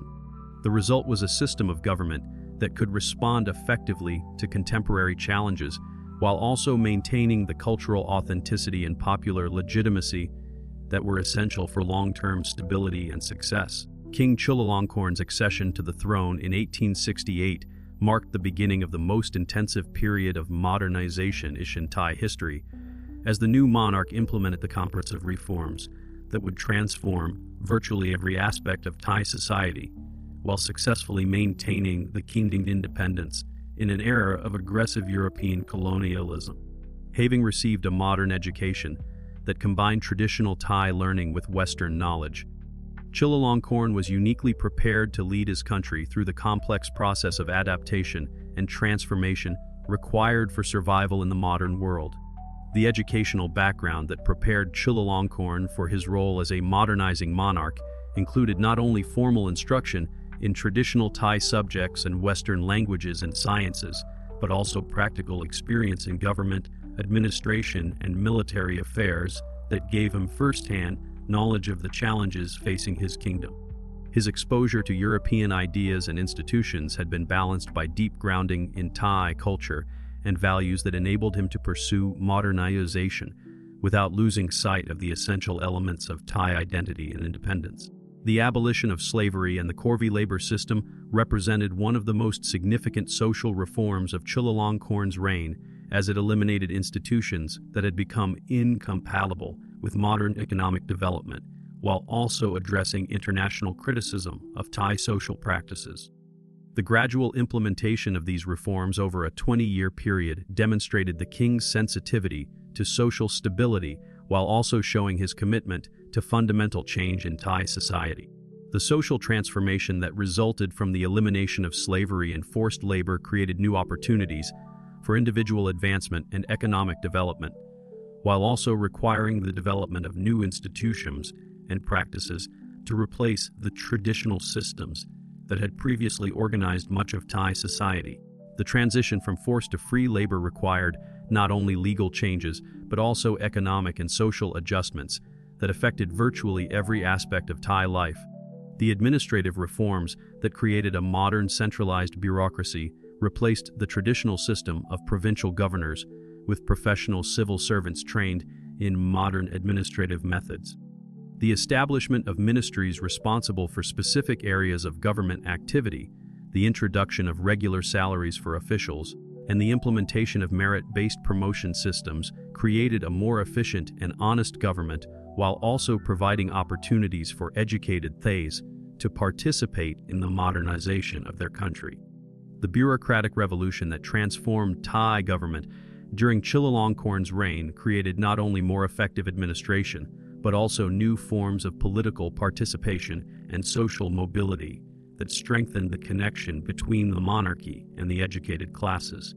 The career opportunities that opened up in the modern civil service provided incentives for education and achievement, while also creating a professional class with interests aligned with continued modernization and reform. The educational reforms implemented during Chulalongkorn's reign created the human resources necessary for successful modernization, while also preserving essential elements of Thai culture and identity. The establishment of modern schools throughout the kingdom, the founding of teacher training institutions, and the gradual introduction of compulsory education provided the Thai people with the knowledge and skills necessary for participation in the modern economy, while also maintaining their connection to traditional values and practices. The educational revolution that took place during this period involved not only the expansion of educational opportunities, but also fundamental changes in teaching methods, curriculum content, and educational objectives that prepared Thai students for effective participation in both their own society and the broader international community. The balance between traditional and modern subjects reflected the kingdom's commitment to maintaining cultural continuity, while also acquiring the knowledge and skills necessary for continued development and progress. The legal and judicial reforms that created a modern court system and legal code eliminated the extraterritorial privileges that European powers had imposed on Thailand, while also providing the rule of law necessary for economic development and social progress.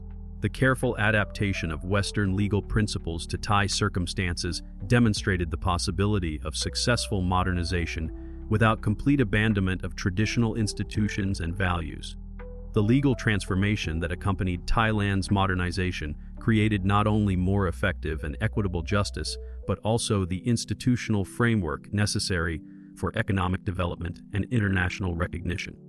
The establishment of modern courts, the training of professional judges and lawyers, and the codification of laws created a legal system that could meet international standards while also reflecting Thai values and traditions. The economic and commercial policies pursued during Chulalongkorn's reign balanced the requirements of international trade with the need to maintain Thai control over the kingdom's economic development.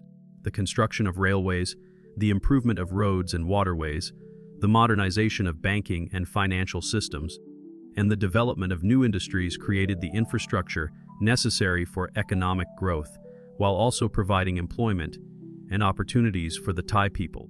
The economic transformation that took place during this period involved not only the development of new industries and infrastructure, but also fundamental changes in the organization of production and exchange that affected virtually every aspect of Thai society. The transition from a primarily agricultural economy to one that included modern manufacturing and services required new forms of organization and new types of skills that were developed through education and practical experience. The military reforms that created a modern army and navy equipped with up-to-date weapons and training provided the kingdom with the defensive capability necessary to maintain its independence, while also demonstrating to European powers that Thailand was a modern state capable of fulfilling its international obligations. The establishment of military academies and the professionalization of the officer corps created a military establishment that could serve as a source of national pride and security, while also contributing to the overall modernization of Thai society. The military modernization that took place during Chulalongkorn's reign involved not only the acquisition of modern weapons and equipment, but also fundamental changes in military organization, training, and doctrine that reflected contemporary developments in military science and technology. The creation of a professional military establishment provided both the defensive capability necessary for maintaining independence and the institutional framework for continued military development and modernization. The cultural and artistic achievements of Chulalongkorn's reign demonstrated that modernization could enhance rather than diminish Thailand's cultural heritage. The construction of new palaces and public buildings that combined traditional Thai architectural elements with modern construction techniques created a distinctive style that expressed both cultural continuity and adaptation to contemporary needs. The patronage of literature, music, and visual arts that incorporated both traditional and modern elements showed that cultural development could accompany political and economic modernization. The cultural renaissance that accompanied Thailand's political and economic modernization created new forms of artistic expression, while also preserving and developing traditional forms that maintained their relevance and vitality. The result was a cultural environment that was both authentically Thai and responsive to contemporary influences and opportunities. The diplomatic successes of Chulalongkorn's reign, including the negotiation of new treaties that eliminated extraterritorial privileges and the successful resolution of territorial disputes with European colonial powers, demonstrated that skillful diplomacy combined with internal modernization could preserve national independence even in an era of aggressive imperialism. The maintenance of friendly relations with both European powers and Asian neighbors created the international environment necessary for continued development and prosperity. The diplomatic achievements of this period reflected not only skillful negotiation, but also the strength and credibility that came from successful internal modernization and reform. Thailand's ability to demonstrate that it was a modern state capable of meeting international standards and fulfilling international obligations provided the foundation for diplomatic success and international recognition. The social and cultural integration that characterized late 19th century Thailand showed that modernization could strengthen rather than weaken national unity and identity. The extension of modern education and government services to previously isolated regions, the improvement of transportation and communication that connected different parts of the kingdom, and the development of a shared sense of Thai identity that transcended regional and ethnic differences created a more unified and cohesive society capable of meeting the challenges of the 20th century. The national integration that resulted from Thailand's modernization process created both greater unity and greater diversity as different regions and groups were brought into closer contact while also maintaining their distinctive characteristics and contributions. The result was a society that combined the strength that comes from unity with the vitality that comes from diversity. As Thailand entered the 20th century, the kingdom had successfully navigated the challenges of the colonial era while maintaining its independence and cultural identity. The foundations laid during the reigns of Mongkut and Chulalongkorn would enable Thailand to continue its development as a modern nation while also preserving the essential elements of its cultural heritage that provided meaning and continuity for the Thai people. The legacy of Thailand's remarkable transformation from the ashes of Ayutthaya to the modern kingdom of the early 20th century demonstrates the possibility of successful adaptation to changing circumstances while maintaining cultural continuity and national independence. The combination of effective leadership, institutional innovation, cultural preservation, and strategic adaptation that characterized this period provides valuable lessons for understanding the complex relationships between tradition and modernity, independence and interdependence that continue to influence the development of nations and civilizations throughout the world. The story of Thailand's survival and renewal represents one of history's most inspiring examples of national resilience and successful adaptation to changing circumstances. From the devastating destruction of Ayutthaya through the heroic recovery led by Thaksin and the systematic modernization implemented by the Chakri dynasty, the Thai people demonstrated their capacity to preserve their essential identity while also embracing the changes necessary for survival and prosperity in an evolving world. This remarkable achievement continues to inspire and inform efforts to balance tradition with innovation, independence with engagement, and cultural preservation with necessary adaptation in societies throughout the world facing similar challenges in different times and circumstances.